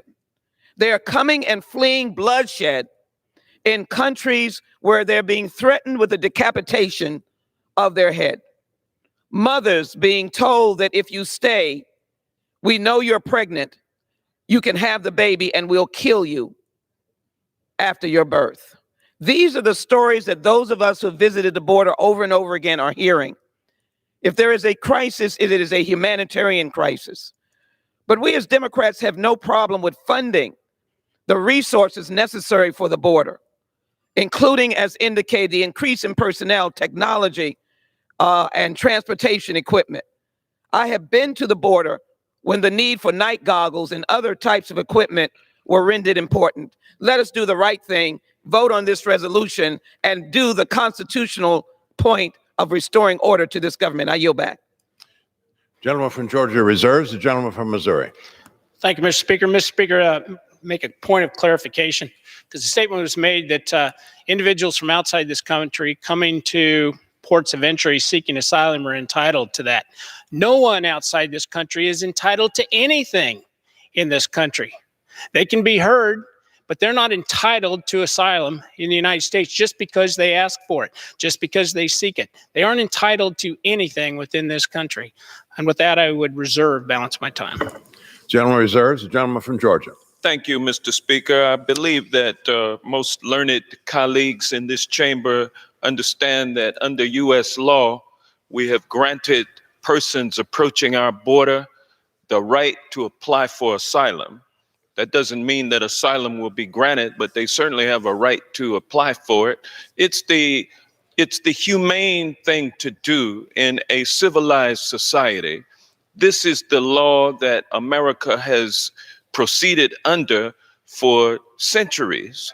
And now we have a naked power grab by the chief executive of this great nation, the President of the United States, seeking to do the job of the legislative branch and his own job. But there's a problem. It's only the legislative branch that appropriates funding for various occurrences. And the legislative branch has not given this president what he has sought. That is a down payment on a border wall, which is a monument to a campaign promise that he made. This legislature has not given him that authority. And so in a naked power grab, he's seeking to do it by declaring an emergency when in fact no emergency exists. Mr. Speaker, at this time, I am pleased to yield to the gentle lady from Washington, D.C., my friend, a staunch advocate for the people of Washington, D.C., none other than my good friend Eleanor Holmes Norton, for 1 minute. The gentlewoman from the District of Columbia is recognized for 1 minute. I thank the gentleman for yielding. I don't even want to speak to the underlying issue. I want to speak to what it is we are doing here. The president signed a bill. He didn't have to. He could have retained his power. Now he proposes to ignore the bill he signed and act as if the Congress did not exist. This is the road to dictatorship. The Congress cannot ever agree with an executive that takes our power. That is what this bill does. We have gradually given our power, sometimes for expedience sakes, sometimes to avoid controversy. Today, we are on notice that we will not give the power that belongs only to the Congress to the President of the United States. I yield back. Gentleman from Georgia reserves the balance of his time. Gentleman from Missouri is recognized. Yeah, can I inquire the remaining time? Yes, gentleman from Missouri has 4 minutes. Gentleman from Georgia has a minute and a quarter. I'd reserve the balance of my time. Missouri reserves the balance of his time. Gentleman from Georgia is recognized. Thank you. At this time, I yield to the gentle lady from California and also the Speaker of this great House, as much time, for 1 minute, the Honorable Speaker Nancy Pelosi. Gentlewoman from California is recognized. I thank you, Mr. Speaker. I thank the gentleman for yielding. I thank him for the eloquent way that he has presented this legislation to the floor of the House. Mr. Speaker, I rise to quote from the Constitution of the United States. It begins with our statement of purpose of the nation, with the preamble. We, the people of the United States, in order to form a more perfect union, establish justice, ensure domestic tranquility, provide for the common defense, promote the general welfare, and secure the blessings of liberty to ourselves and our posterity, do ordain and establish this Constitution of the United States of America. Immediately following that sacred purpose says Article 1. Article 1, the legislative branch. Perhaps it's time for our country to have a civics lesson, a values-based civics lesson. I applaud our colleague, Congressman Castro, for his leadership in ensuring that this House was ready to reassert our responsibility under the Constitution in its systems of checks and balances. In their wisdom, our founders rejected the idea of a monarch. They didn't want to live under that. They made that clear. They fought a war of independence to free themselves from that. And therefore, in their wisdom, they put forth in this Constitution a heart and soul and core of it, the separation of powers, co-equal branches of government to be a check and balance on each other. They saw the wisdom of that and then, of course, added the Bill of Rights with further freedoms enumerated. But the core of the Constitution is the separation of power. So today, we are on this floor of the House, and our colleagues have spoken eloquently about the reality or mythology of the crisis at the border that the president contends. They've spoken eloquently about the opportunity cost of the money that the president wants to use for this ill-conceived wall and what it means to our national security.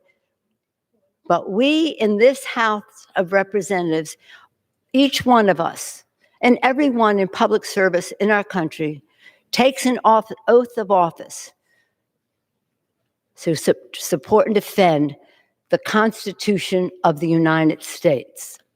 It is our oath. We promise. And that Constitution is about the separation of powers that is being usurped by the executive branch. We in the legislative branch cannot let that happen. And in fact, I appeal to our Republican colleagues because I do believe and trust that they are people of their word. And if they take an oath to uphold the Constitution, that they will honor it with their vote on the floor today.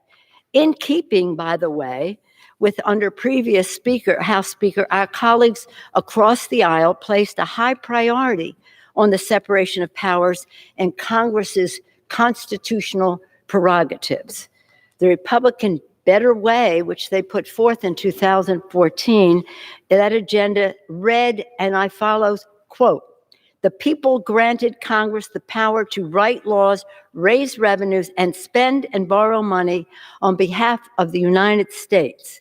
They continue, there is no power more consequential. Yet for decades, Congress has let this power atrophy, thereby depriving the people of their voice. Their Better Way goes on to say, the founders insisted on a separation of powers to protect our constitutional liberties. Their proposal goes on to say that James Madison warned that, quote, warned that the Constitution is a mere parchment barrier unless each branch asserted its powers to keep the other in check. That is all in the Republican agenda for a better way of 2014. So you would think it would be in keeping with their vote today. In that spirit, the then Speaker Ryan often lamented that Congress, quote, keeps forfeiting the game, yielding to the executive branch, giving the president a blank check, not even bothering to read the fine print in some cases. Well, we are not going to give any president, Democratic or Republican, a blank check to shred the Constitution of the United States. We would be delinquent in our duties as members of Congress if we did not overturn what the president is proposing. He is asking each and every one of us to turn our backs on the oath of office that we took to the Constitution of the United States. I do not believe that the Republicans want to do that. I don't think it's consistent with what they have advocated in the near term and historically. Is your oath of office to Donald Trump, or is your oath of office to the Constitution of the United States?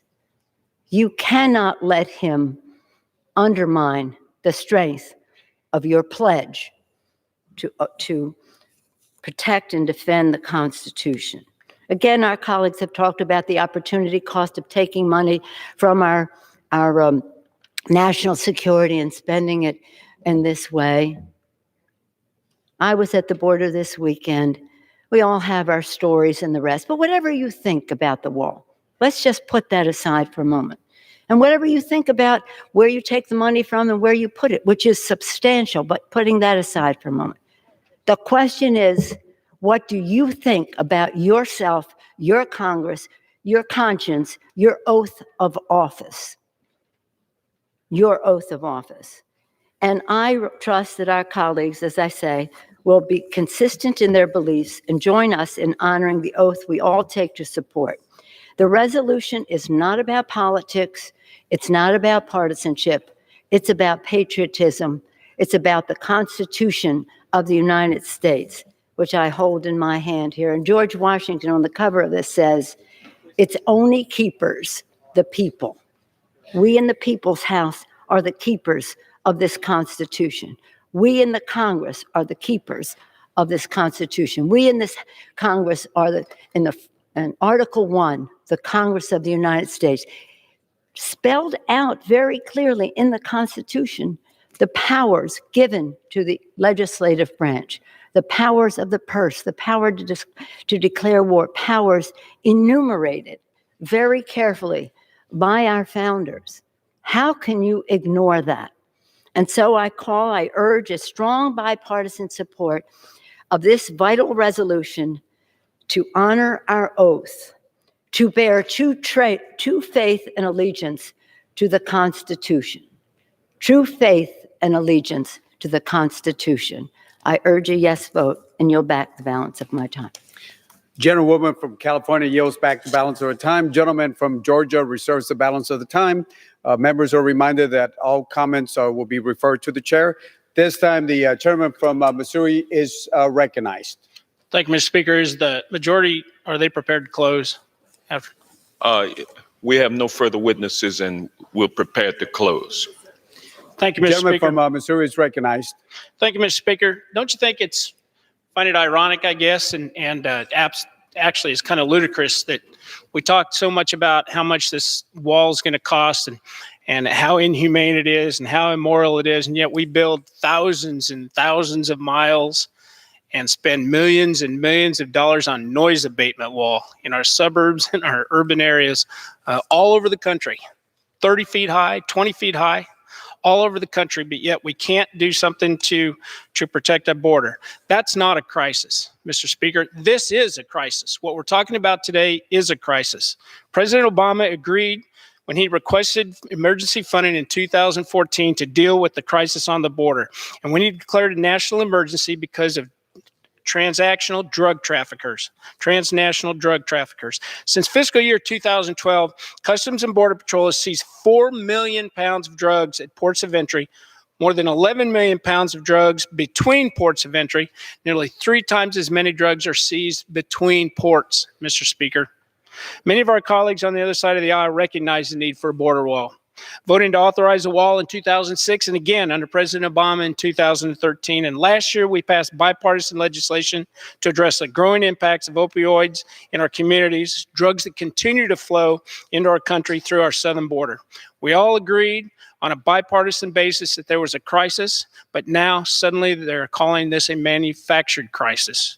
The National Emergencies Act is clear, Mr. Speaker. The president's authority is clear.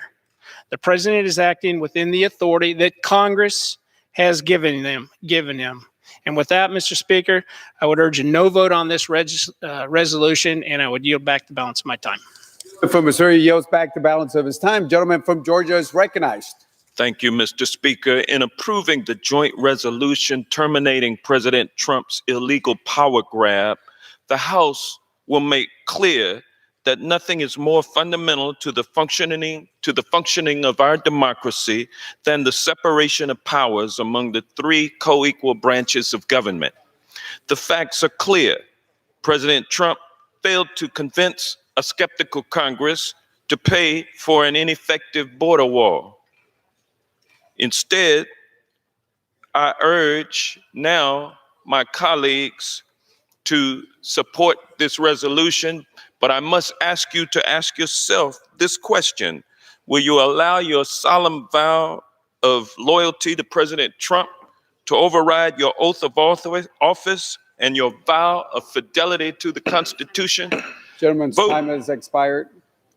And support this resolution. And with that, I yield back. Gentleman yields back the balance of the time. Members are reminded to refrain from engaging in personalities toward the president. All time for debate has expired. Pursuant to House Resolution 144, the previous question is ordered. The question is on the engrossment and third reading on the joint resolution. Those in favor say aye. Those opposed say no. The ayes have it. Third reading. Joint resolution relating to a national emergency declared by the president on February 15th, 2019. The question is on the passage of the joint resolution. Those in favor say aye. Those opposed say no. The ayes have it. Mr. Speaker, may inquires the Mr. Speaker, I'd ask for the yeas and nays. The yeas and nays are requested. Those favoring a vote by the yeas and nays will rise. A sufficient number have risen. The yeas and nays are ordered. Pursuant to Clause 8 of Rule 20, further proceedings on this question will be postponed. All right, now we're going to swap.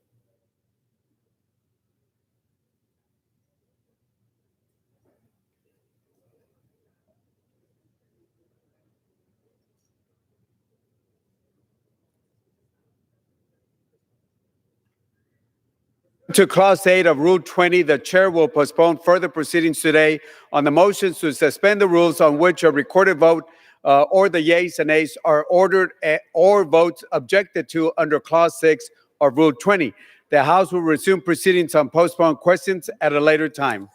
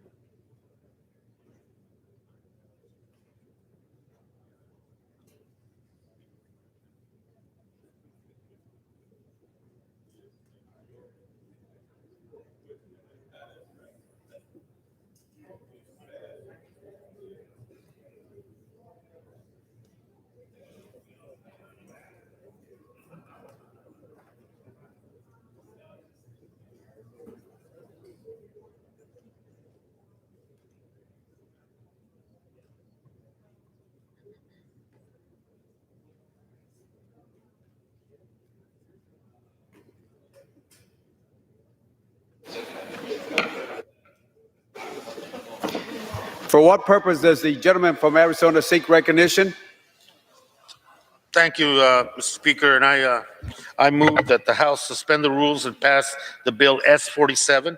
I ask unanimous consent that the debate under Clause 1C of Rule 15 on a motion to suspend the rules relating to S-47 be extended to 50 minutes. Without objection, the clerk will report the title of the bill. Senate 47, an act to provide for the management of the natural resources of the United States and for other purposes. Turn to the order of the House today. The gentleman from Arizona, Mr. Grijalva, and the gentleman from Utah, Mr. Bishop, each will control 25 minutes. The chair recognizes the gentleman from Arizona, Mr. Grijalva. Thank you, Mr. Speaker. I ask unanimous consent that all members may have 5 legislative days in which to revise and extend their remarks and include extraneous material on a measure under consideration. Without objection, the gentleman is recognized. Thank you again, Mr. Speaker, and I yield myself as much time as I may consume. Gentleman is recognized. It's my pleasure to rise today on behalf of a significant bipartisan benefit for conservation in the United States. S-47, the lands package, is a product of many months of negotiation and many years of committee process. The bill benefits all Americans. By protecting ecosystems, preserving our cultural heritage, and connecting the people to their lands, we demonstrate that this Congress's commitment to public lands that serve all Americans. I'm particularly proud that this package will permanently authorize the Land and Water Conservation Fund, a program that supports recreation, access, and conservation in all 50 states. LWCF works for the people and no direct cost to the taxpayer. It enhances America's enjoyment of public lands across this nation. It's time to guarantee the future of this very important program. In addition to LWCF, the package would add over 1 million acres of wilderness, designate new national monuments, and expand 3 national parks, to name a few of over the 100 provisions. I'm proud to support LWCF. I'm proud to support S-47, and I hope my colleagues will similarly support this bipartisan effort.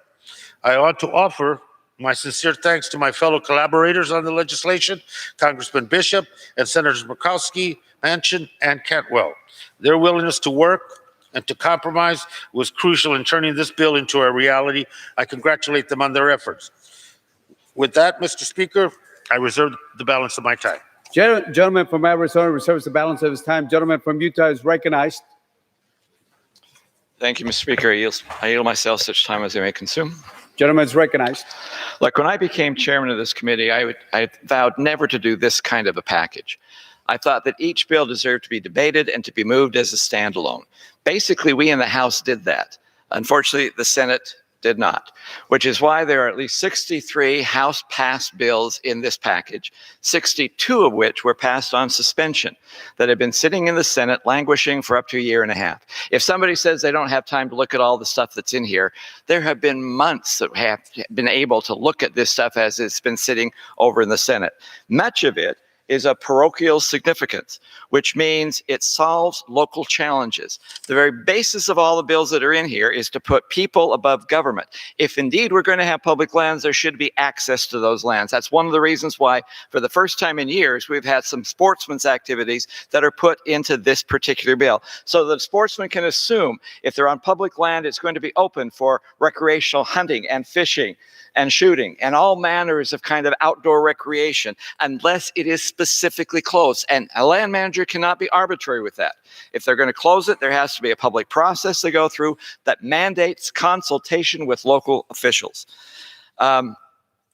It is extremely important that the bow hunters get some protection. Even duck hunters get some certainty in here. For the first time, we're going to have special days for duck hunting for youth and veterans, as well as those who are on active duty.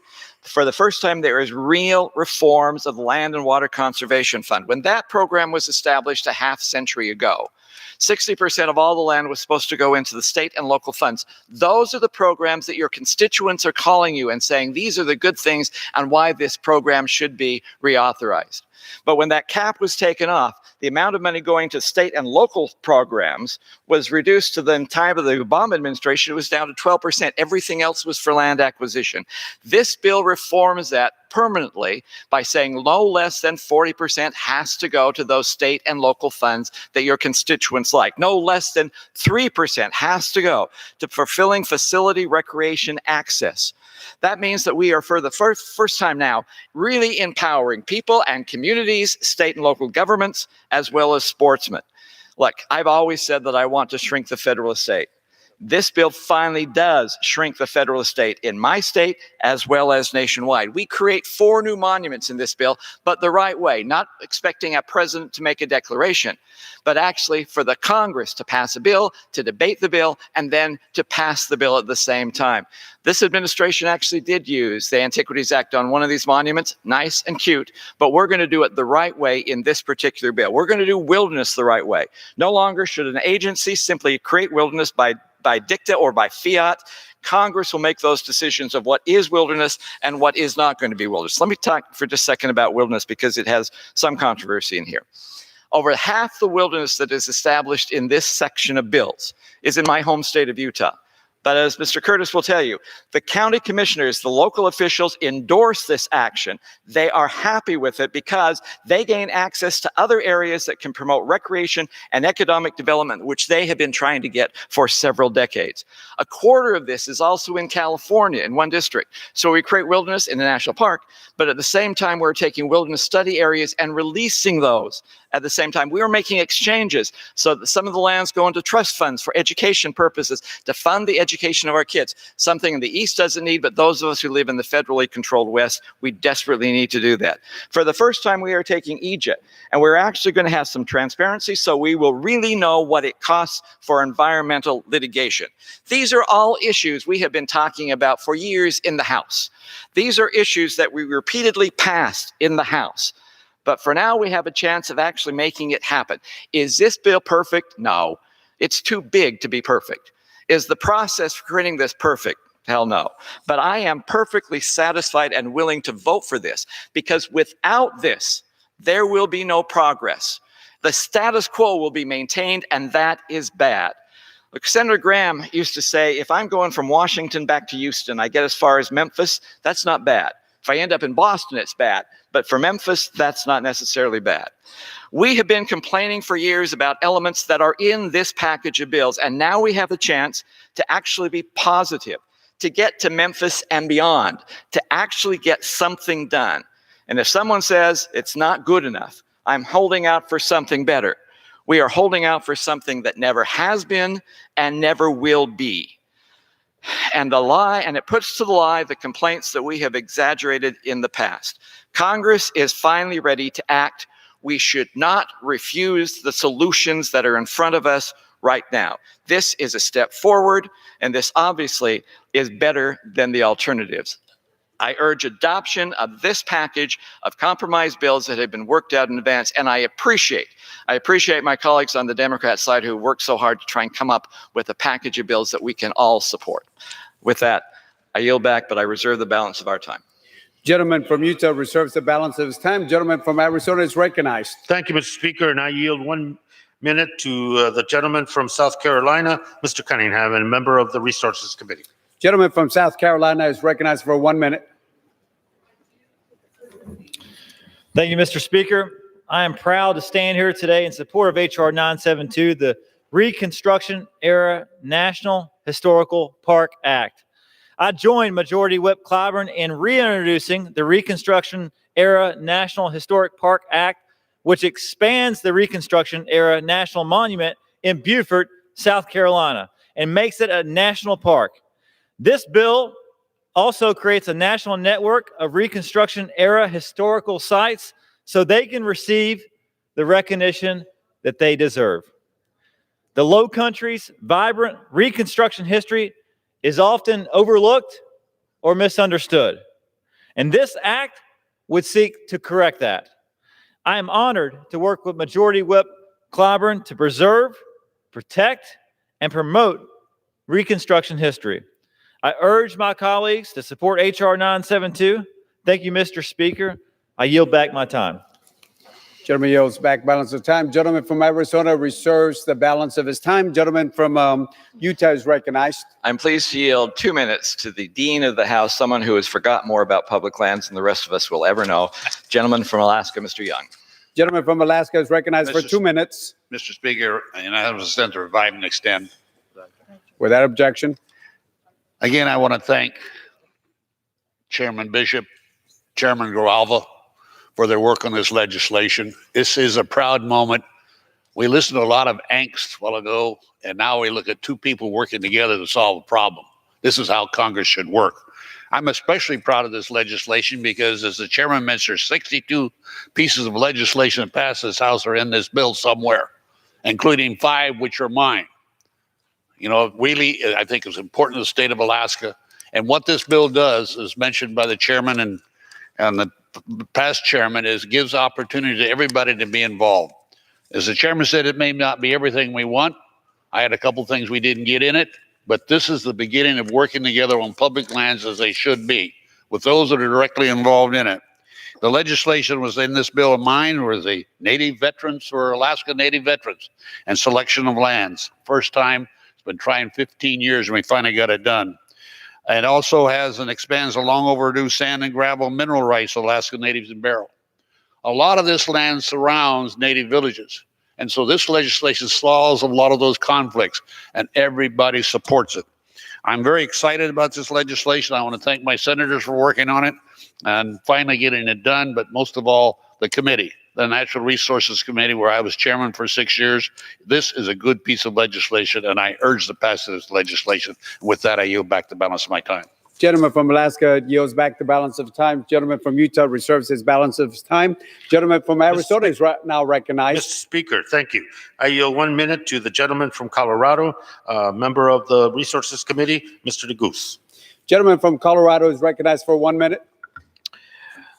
Thank you, Mr. Speaker. Mr. Speaker, I rise today as a Coloradan, an environmentalist, a conservationist to support Senate Bill 47. I want to thank my home state colleagues in the Senate, of course, my friends from the other side of the aisle, and most importantly, our chairman, Chairman Grijalva, for his leadership with respect to this bill. In the great state of Colorado, we understand the value of our public lands. Our state's outdoor recreation economy brings in $28 billion and $10 billion in workers' wages alone. Investing in our public lands, conserving our wild places is good for our economy, and it is good for our future generations. I'm proud that this bill not only includes 9 measures that would impact my state, but 2 provisions in particular that I introduced earlier this Congress that directly benefit Colorado's 2nd Congressional District. First, the Bolts Ditch Access and Use Act is an important provision that allows the town of Minturn in Eagle County, in my district, water access with use of the Bolts Ditch headgate. And secondly, the Wedge Act incorporates 124 acres of land adjacent to Rocky Mountain National Park into Arapahoe National Forest. I am excited to take up both of these provisions on the House floor today, both which will have a real local impact on the communities that I'm so honored to represent in Colorado's 2nd.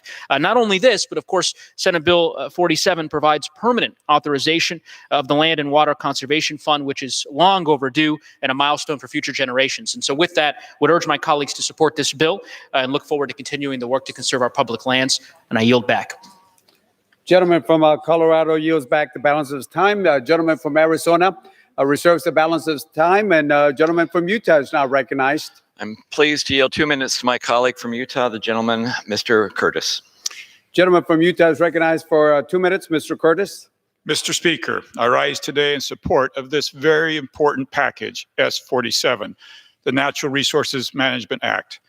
This bill is comprised of dozens of smaller bills, including 2 that I've had the opportunity to sponsor, the Emery County Public Land Management Act and the Endangered Fish Recovery Programs Extension Act. The Emery County bill has been a locally driven effort and will bring long-term certainty to an area through various designations and expanding Goblin Valley State Park for better management. It will also generate millions of dollars for Utah school kids through the school trust land exchanges. Also in this package, the Endangered Fish Recovery Programs Extension Act will ensure access to critical water sources and continue to promote the recovery of 4 endangered species. There are many who deserve praise for their years and decades of work on these bills. I'd especially like to thank Republican Leader Bishop, who's been invaluable in pushing these bills across the finish line, and on a personal note has mentored me through very difficult public lands issues. Especially today, I would like to give appreciation and recognition to Emory County Commissioners who had the ability to see into the future, to understand how important this was for their county, and to work through all the difficult issues. Finally, I would like to thank my colleagues on the Democratic side of the aisle for their willingness to work with me to see this through our eyes and to explain this through their eyes. I'm grateful for the friendships and relationships that I've developed through this process. I look forward to seeing both of my bills headed to the president's desk and with the passage of S-47. And Mr. Speaker, with that, I yield my time. Gentleman from Utah yields back the balance of his time. Gentleman from Utah, Mr. Bishop, reserves the balance of time. At this time, the gentleman from Arizona is recognized. Mr. Speaker, I yield 2 minutes to the gentleman from California and chair of the Energy and Mineral Resources Subcommittee on the Resources Committee, Mr. Lowenthal. Gentleman from California is recognized for 2 minutes. Thank you, Mr. Speaker. I strongly support the passage of this bipartisan public lands package. This broad, sweeping legislation is important because it includes provisions that will permanently reauthorize the Land and Water Conservation Fund.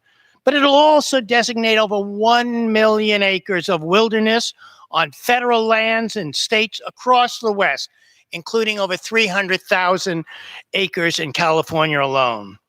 The bill also includes the Wildlife Innovation and Longevity Driver Act, or the WILD Act, a bill I'm proud to co-lead in the House with my Alaska colleague, Representative Don Young. The WILD Act reauthorizes the Partners for Fish and Wildlife programs, as well as the multinational species conservation funds, which will include dedicated funds for rhinos, for tigers, for great apes, for marine turtles, as well as African and Asian elephants. The WILD Act will also expand the Marine Turtle Conservation Fund to include tortoises and freshwater turtles, establishing a new source of funding for these priority species. You know, as we all know, that over 60% of these 330 modern species are now either threatened, they're endangered, or unfortunately, they are now extinct.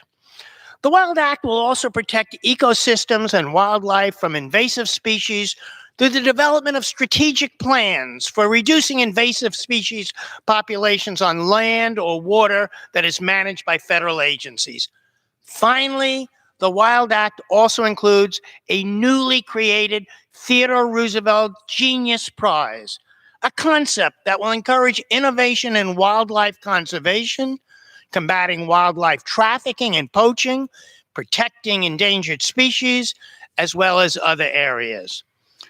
The wildlife and S-47 more broadly will help wildlife and land conservation efforts in the United States and around the world.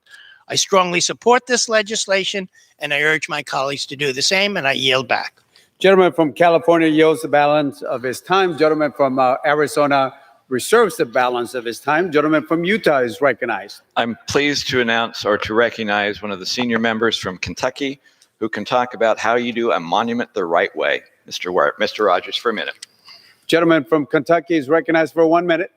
Thank you, Ranking Member Bishop, for yielding me this time, and mainly for your support of the Mill Springs National Monument Act, which is included in this great package before us today.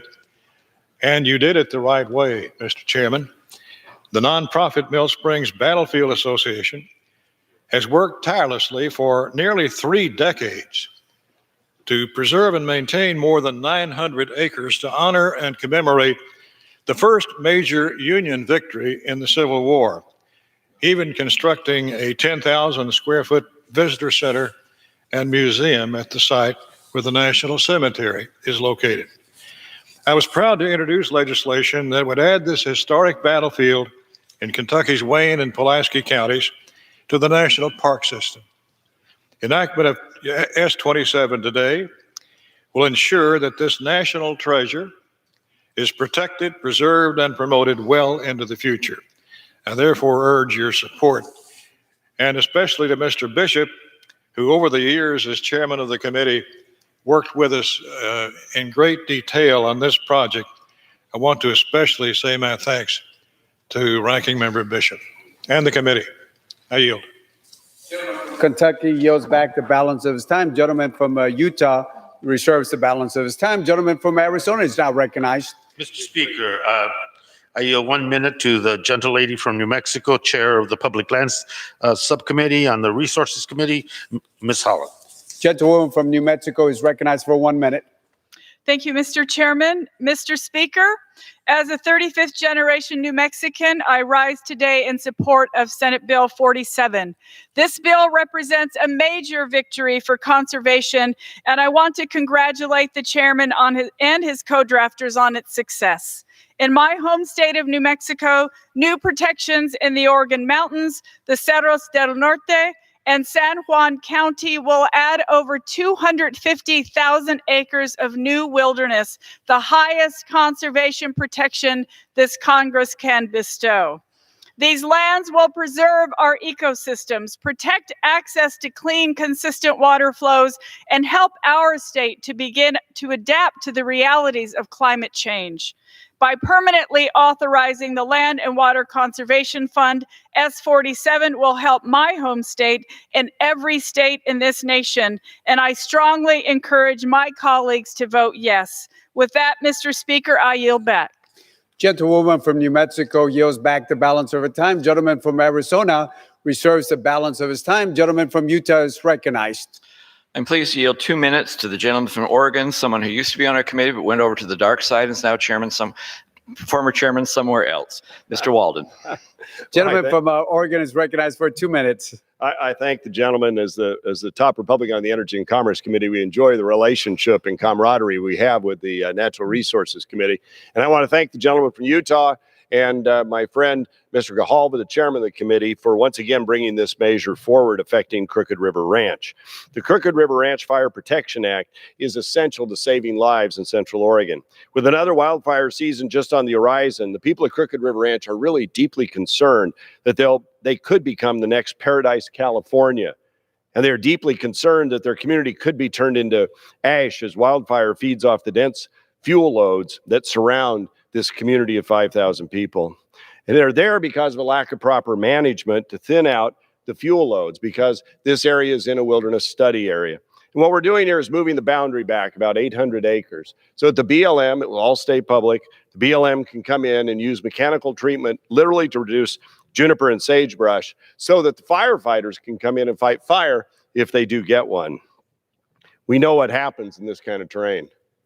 The tragedy, the loss of life, the loss of homes, the loss of community. There are 5,000 people out on a rim, if you will, in a canyon with only one way in and one way out. And the fire chief has told me that if fire breaks out and it's the wrong kind with enough wind, he might not put his firefighters in there. So today we are going to save lives thanks to your work.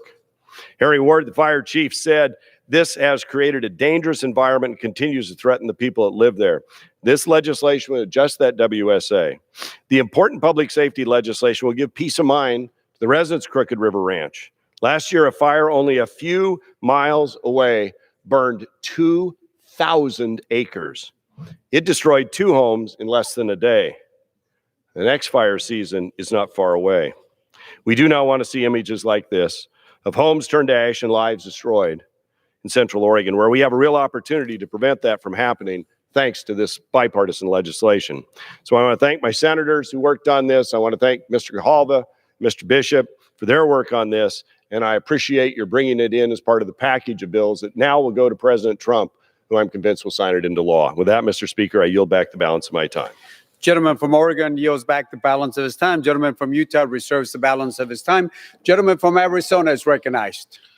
Thank you very much, Mr. Speaker. I'd like to yield 2 minutes to the gentlelady from Michigan, Ms. Dingle, and member of the Resources Committee.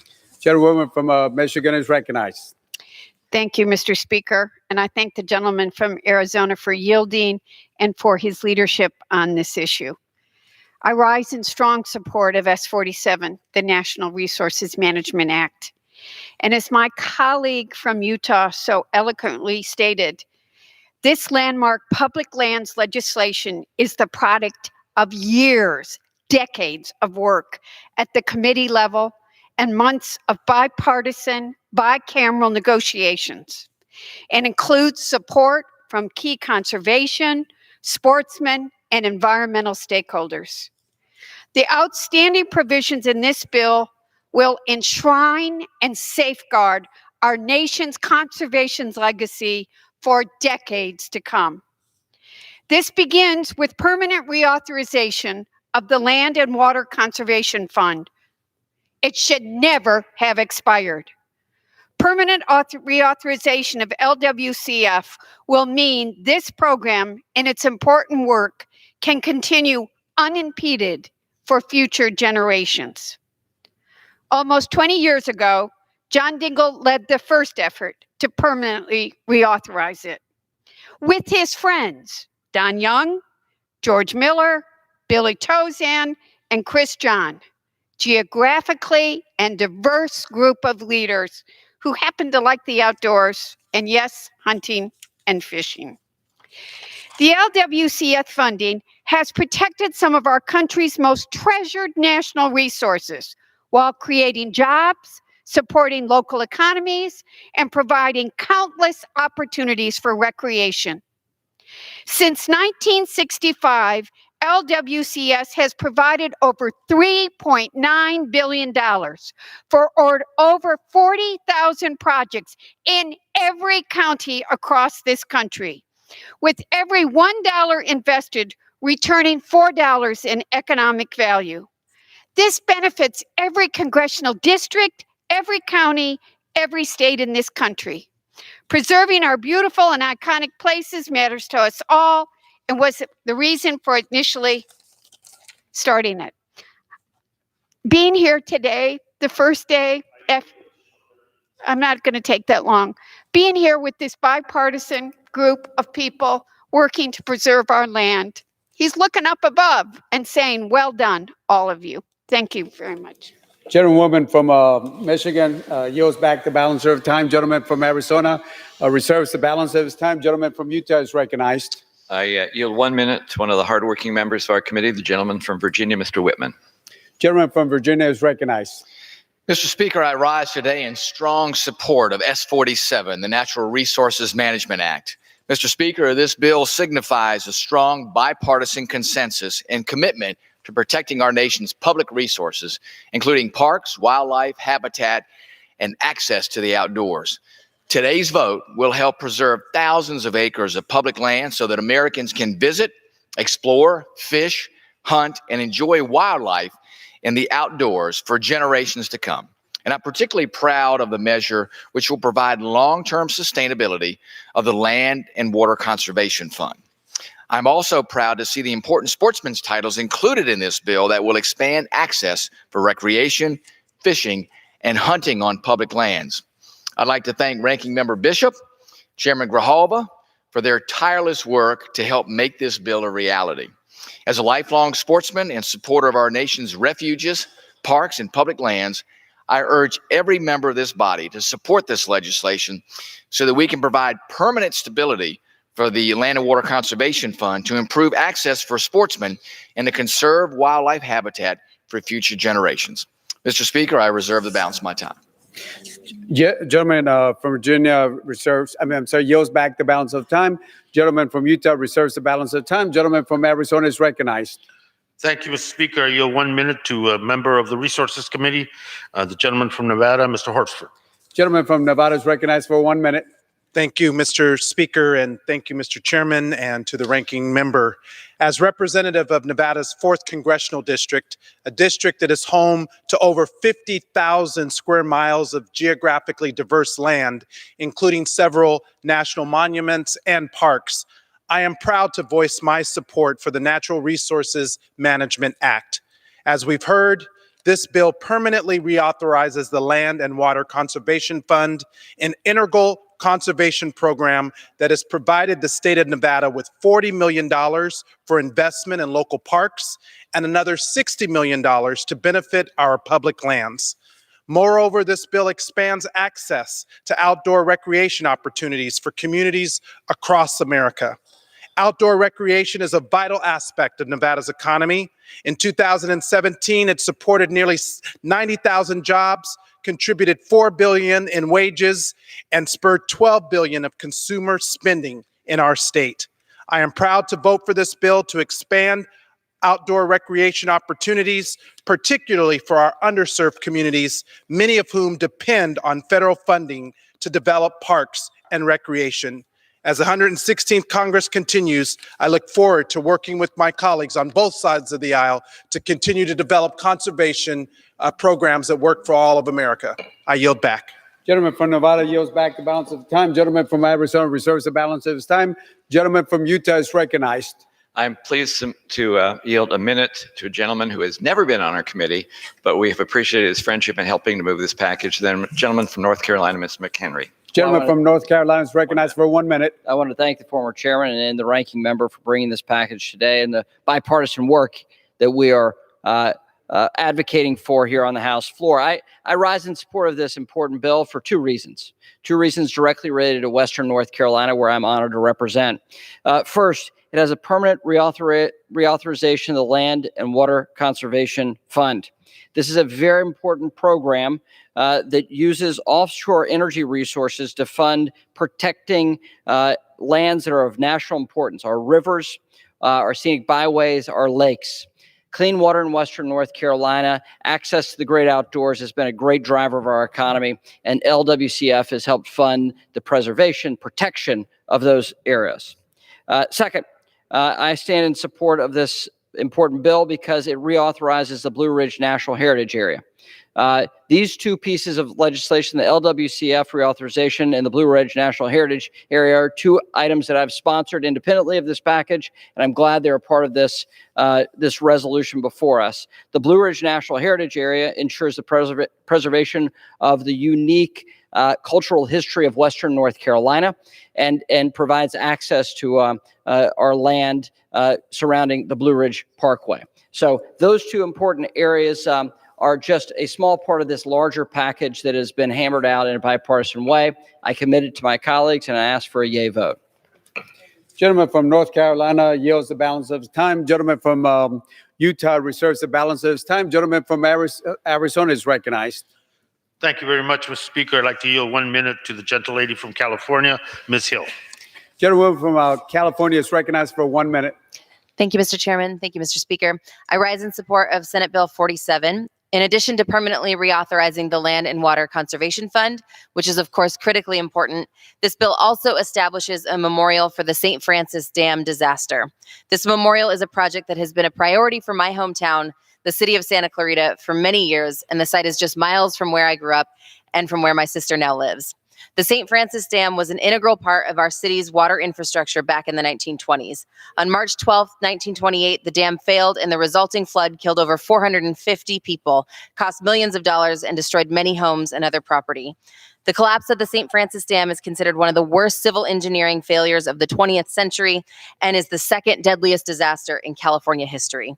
I'm proud that in the 116th Congress, we will finally be able to magnify the stories of this tragedy and provide a constant reminder of how critical infrastructure is to the safety and security of our communities. Thank you, and I yield back my time. Gentlewoman from California yields back the balance of her time. Gentleman from Arizona reserves the balance of his time. Gentleman from Utah is recognized.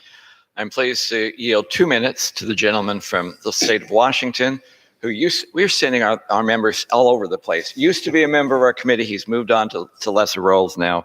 But Mr. Newhouse, 2 minutes. Gentleman from Washington is recognized for 2 minutes. I'd like to thank Mr. Bishop as well as Mr. Grijalva. Mr. Speaker, I rise enthusiastically today to support this package that the House is considering.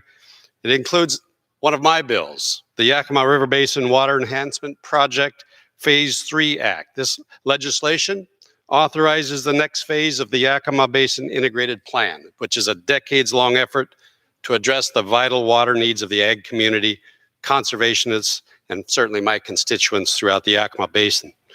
Mr. Speaker, I've not only worked on this project for the last three Congresses, but I hate to say my efforts go back even further, almost 30 years, more than I'd like to admit, as a farmer, former state legislator, and as director of the State Department of Agriculture. But today demonstrates the closest we've ever come to sending this crucial legislation to the president to sign into law. I firmly believe that the Yakima Work Group, the Implementation Committee, are a model for the rest of the nation to follow to address divisive issues. I invite all of my colleagues to come see for themselves. This group represents a diverse array of local, tribal, state, federal, ag, environmental, and private interests. And they've worked through decades of painstaking compromise, collaboration, and efforts to find solutions. So I rise to thank all of them for their hard work, all of the tribal leaders, the state federal partners, the commissioners of the counties, conservation organizations, the cities, the local irrigation representatives, and certainly the natural resources staff who've worked very hard on this all along, including Mr. Bill Ball. Without their hard work and deep commitment to addressing this comprehensive issue, we would not be as close as we are today in getting this crucial step done. I urge strong support of all my colleagues on both sides of the aisle for this package of legislation that we consider today. Thank you, Mr. Speaker. I yield back. Gentleman from Washington yields back the balance of his time. Gentleman from Utah reserves the balance of his time. Gentleman from Arizona is recognized. Thank you, Mr. Speaker. I yield 1 minute to the gentlelady from Massachusetts, Ms. Trahan.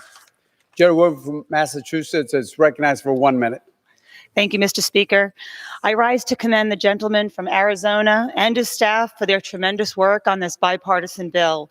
I particularly appreciate its inclusion of a provision originally authored by my predecessor, Nikki Tsongas, to add the Nashua River to the Wild and Scenic River system. Seeking this designation has been a labor of love for the communities in the watershed and local leaders like Marion Stoddard and Elizabeth Ainsley Campbell. I also value the bill's funding cap adjustment for Essex National Heritage Area. Finally, it is outstanding to see the bill's renewal of the Land and Water Conservation Fund, a program that has benefited nearly every corner of the nation, including Minuteman and Lowell National Parks in the district I grew up in and am proud to represent today. I urge the bill's swift passage, and I yield back.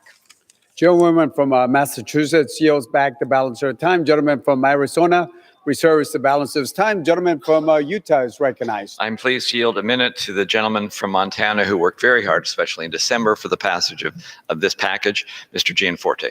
Gentleman from Montana is recognized for 1 minute.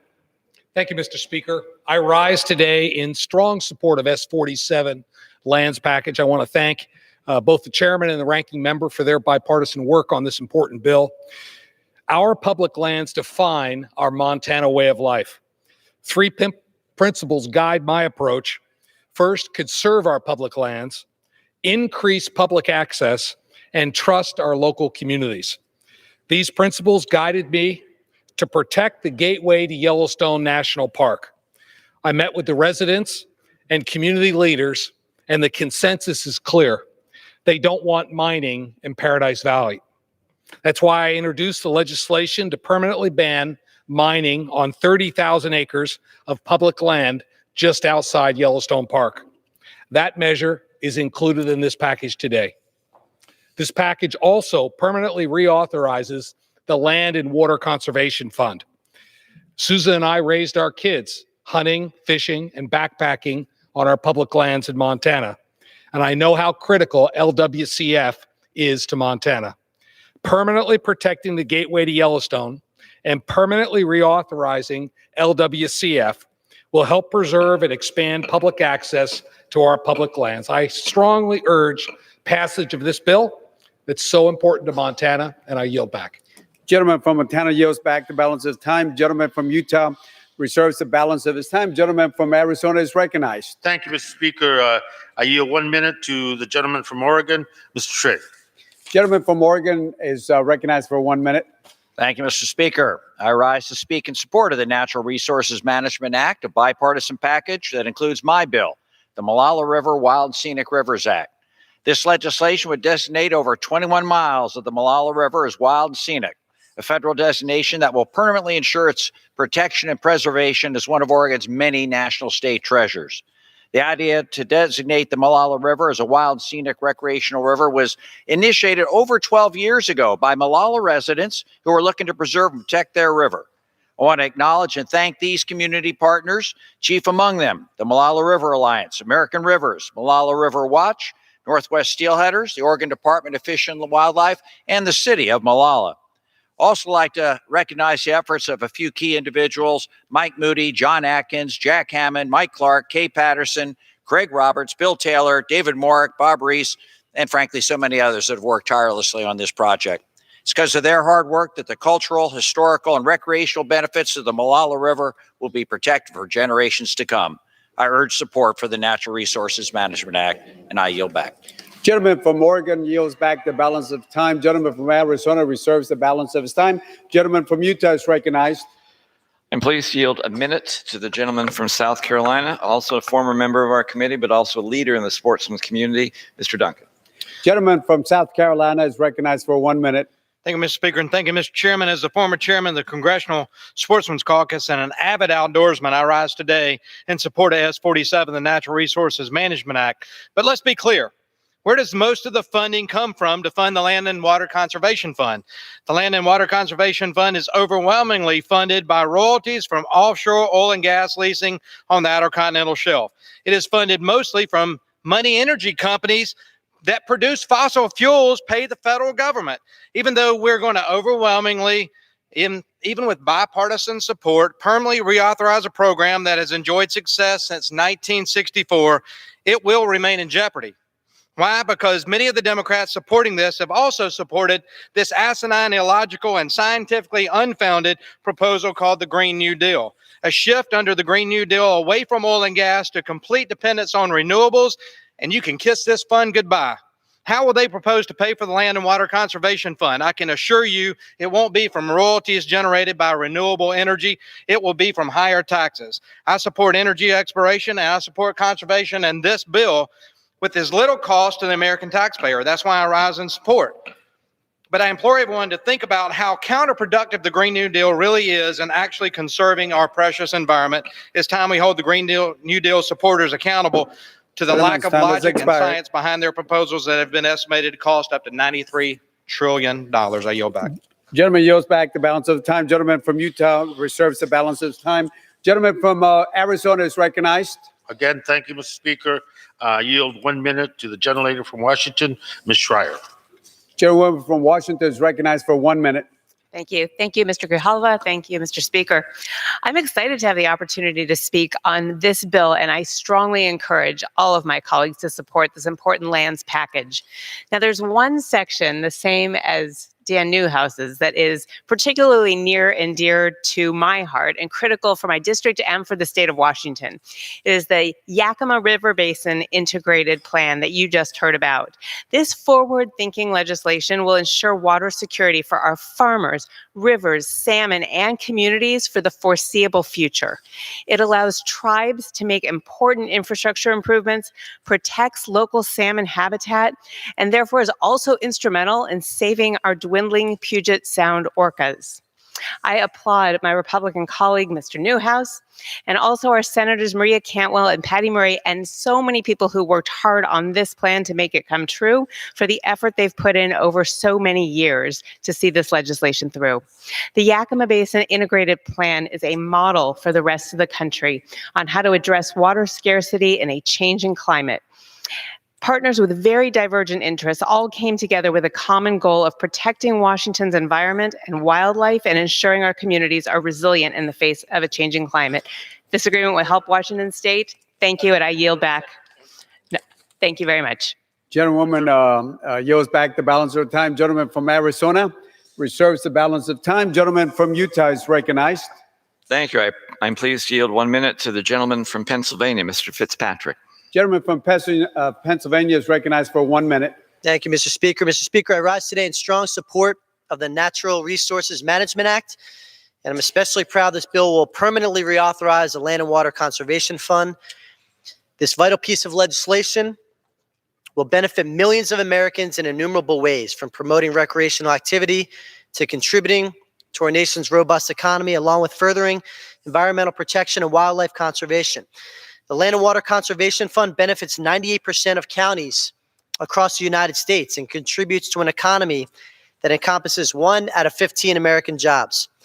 Since its establishment over 50 years ago, the Land and Water Conservation Fund has greatly benefited my home district in Bucks and Montgomery counties in Pennsylvania. Treasured public lands such as Nockamixon State Park, Tyler State Park, and cherished community venues such as Hatfield Community Park are all just a few of the examples of the beneficiaries of this valuable fund.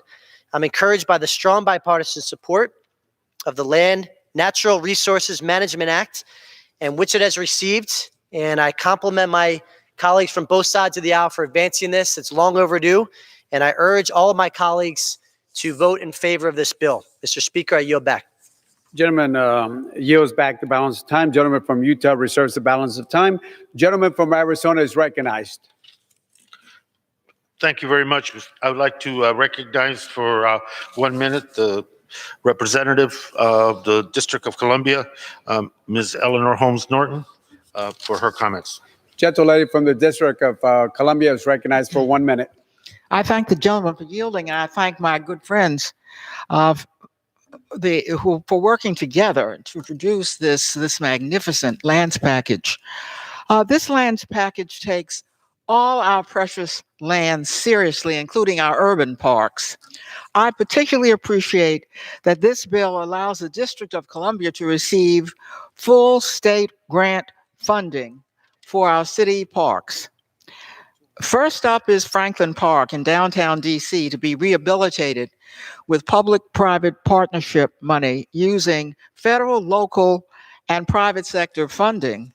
This bill incentivizes the private sector to step up and do its part and see that our public parks are as good for business as they are for people. The founders of the capital city made sure that the capital would be a city of parks. Watch us set an example for urban parks throughout the country by supporting this important legislation. I yield back. Gentlewoman from District of Columbia yields back the balance of time. Gentleman from Arizona reserves the balance of time. Gentleman from Utah is recognized. I am pleased again to yield 1 minute to the gentleman from Tennessee, Mr. Burchett. Gentleman from Tennessee is recognized for 1 minute. Thank you, Mr. Speaker. Thank you, Ranking Member Bishop, for yielding me this time. The Natural Resources Management Act is notable for its bipartisan support and for the conservation of our natural treasures. Tennessee's 2nd District, the district I represent, is home to a large portion of the Great Smoky Mountains National Park, Mr. Speaker, the most visited national park in our nation. Last year, over 10 million visitors enjoyed the park, its wildlife, and its beautiful views and vistas. The Foothills Parkway traverses the park, and it includes a bridge currently called, creatively enough, Bridge Number 2. Senate Bill 47 would rename the bridge for the late Dean Stone, a longtime editor of the Daily Times in Maryville, Tennessee. During his tenure at the Daily Times, Dean advocated for the completion of the Foothills Parkway that enables so many to view the park, and I hope to take my daughter Isabel and my wife Kelly up there shortly.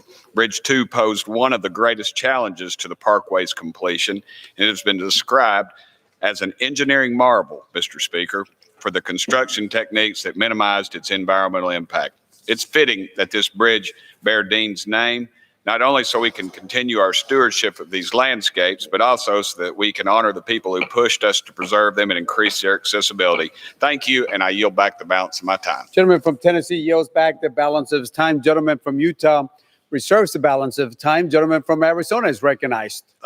Mr. Chairman, I know, wonder if I may inquire from the gentleman from Utah as to additional speakers and time? Yes, I have a couple of speakers. Reserve balance. Gentleman from Arizona reserves the balance of his time. Gentleman from Utah is recognized. Thank you. Then I wish to yield 2 minutes to the gentleman from Georgia, Mr. Carter. Gentleman from Georgia is recognized for 2 minutes. I thank the gentleman for yielding, and thank you, Mr. Speaker. I rise today to encourage my colleagues to support S47, the Natural Resources Management Act. This legislation includes important provisions for public lands across our nation, but specifically for 3 national parks in the state of Georgia. One of those includes my own piece of legislation, a boundary expansion for the Fort Frederica National Monument in the 1st Congressional District of Georgia. Designed by General James Oglethorpe in 1733 on St. Simon's Island, Fort Frederica was built to defend the young colony against attack from the Spanish in Florida. 9 years later, in 1742, General Oglethorpe's design was put to the test. The Spanish invaded the Georgia colony as part of the larger War of Jenkins' Ear, headed directly for Fort Frederica. The Spaniards numbered around 5,000 troops, while General Oglethorpe had fewer than 1,000 regular soldiers. Native Americans and local colonists garrisoned inside the tabby structure. The English detected the Spanish invasion, waded into the marsh, and ambushed the enemy troops in an engagement now called the Battle of Bloody Marsh.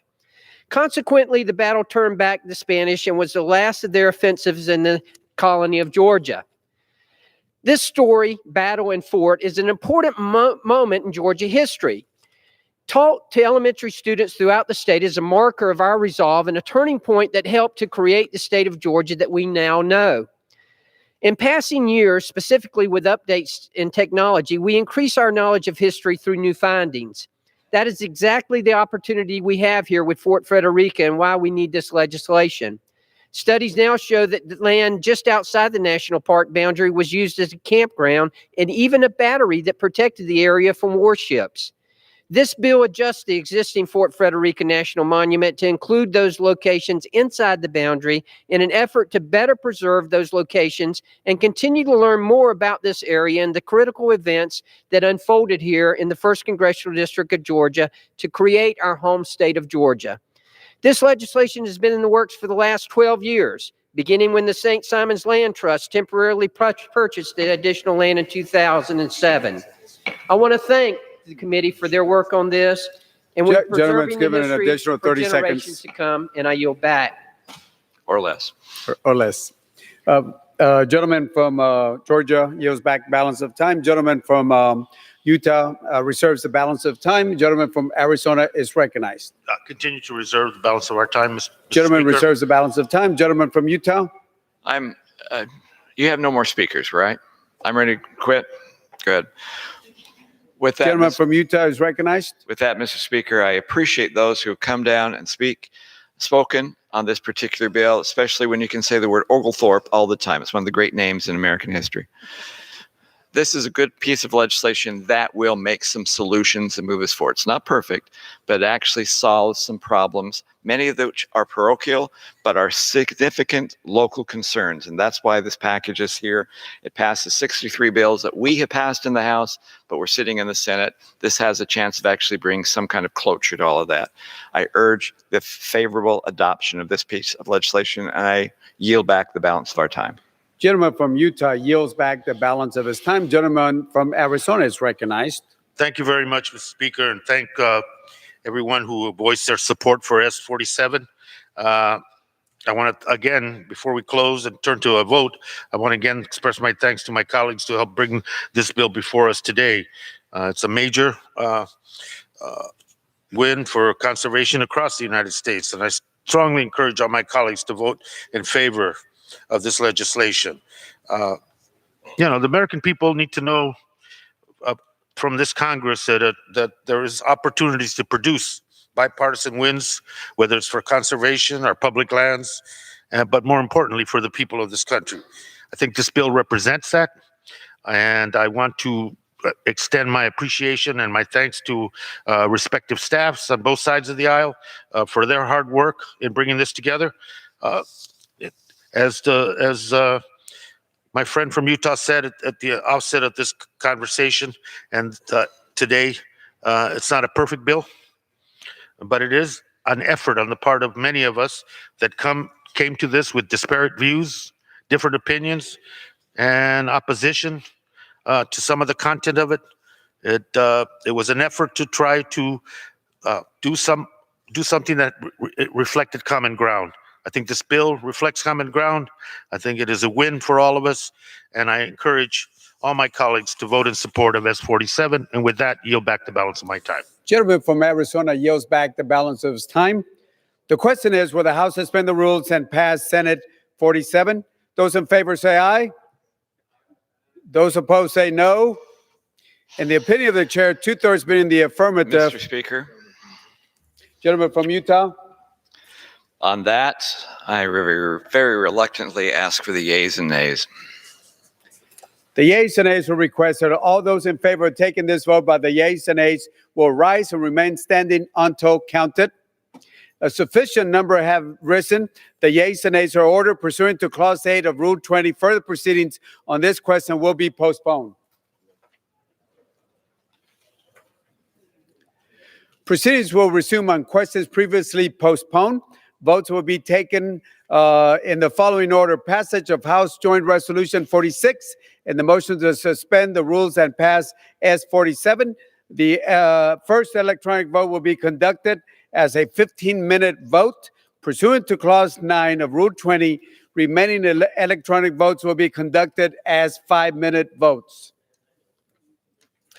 The unfinished business is pursuant to Clause 8 of Rule 20, the unfinished business is a vote on the passage of House Joint Resolution 46, on which the yeas and nays are ordered. The clerk will report the title of the joint resolution. House Joint Resolution 46, joint resolution relating to a national emergency declared by the President on February 15th, 2019. The question is on the passage of joint resolution. Members will record their votes by electronic device. Members, this is a 15-minute vote. 15-minute vote.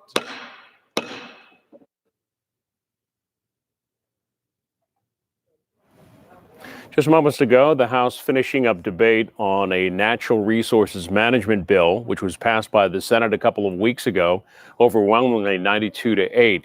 They'll vote on that in just a bit. Right now, they're voting on a House joint resolution. This would terminate the president's emergency declaration of February 15th.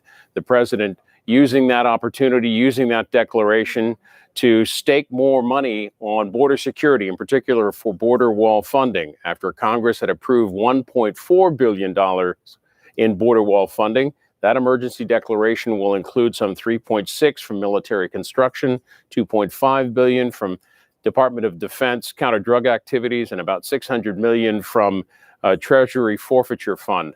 The president making that declaration 2 weeks ago, the House voting on it now in this 15-minute vote. And we may see some Republicans supporting this, including Thomas Massie of Kentucky, who tweeted earlier, in order to be consistent in preserving the constitutional structure of our republic, I will be voting for the resolution to prevent the president from using a national emergency declaration to reappropriate money for the wall. If it is approved by the House here, it will be taken up by the Senate. The leader in the Senate saying that will happen before March 15th. Again, 15-minute vote here on this, and the natural resources bill is next.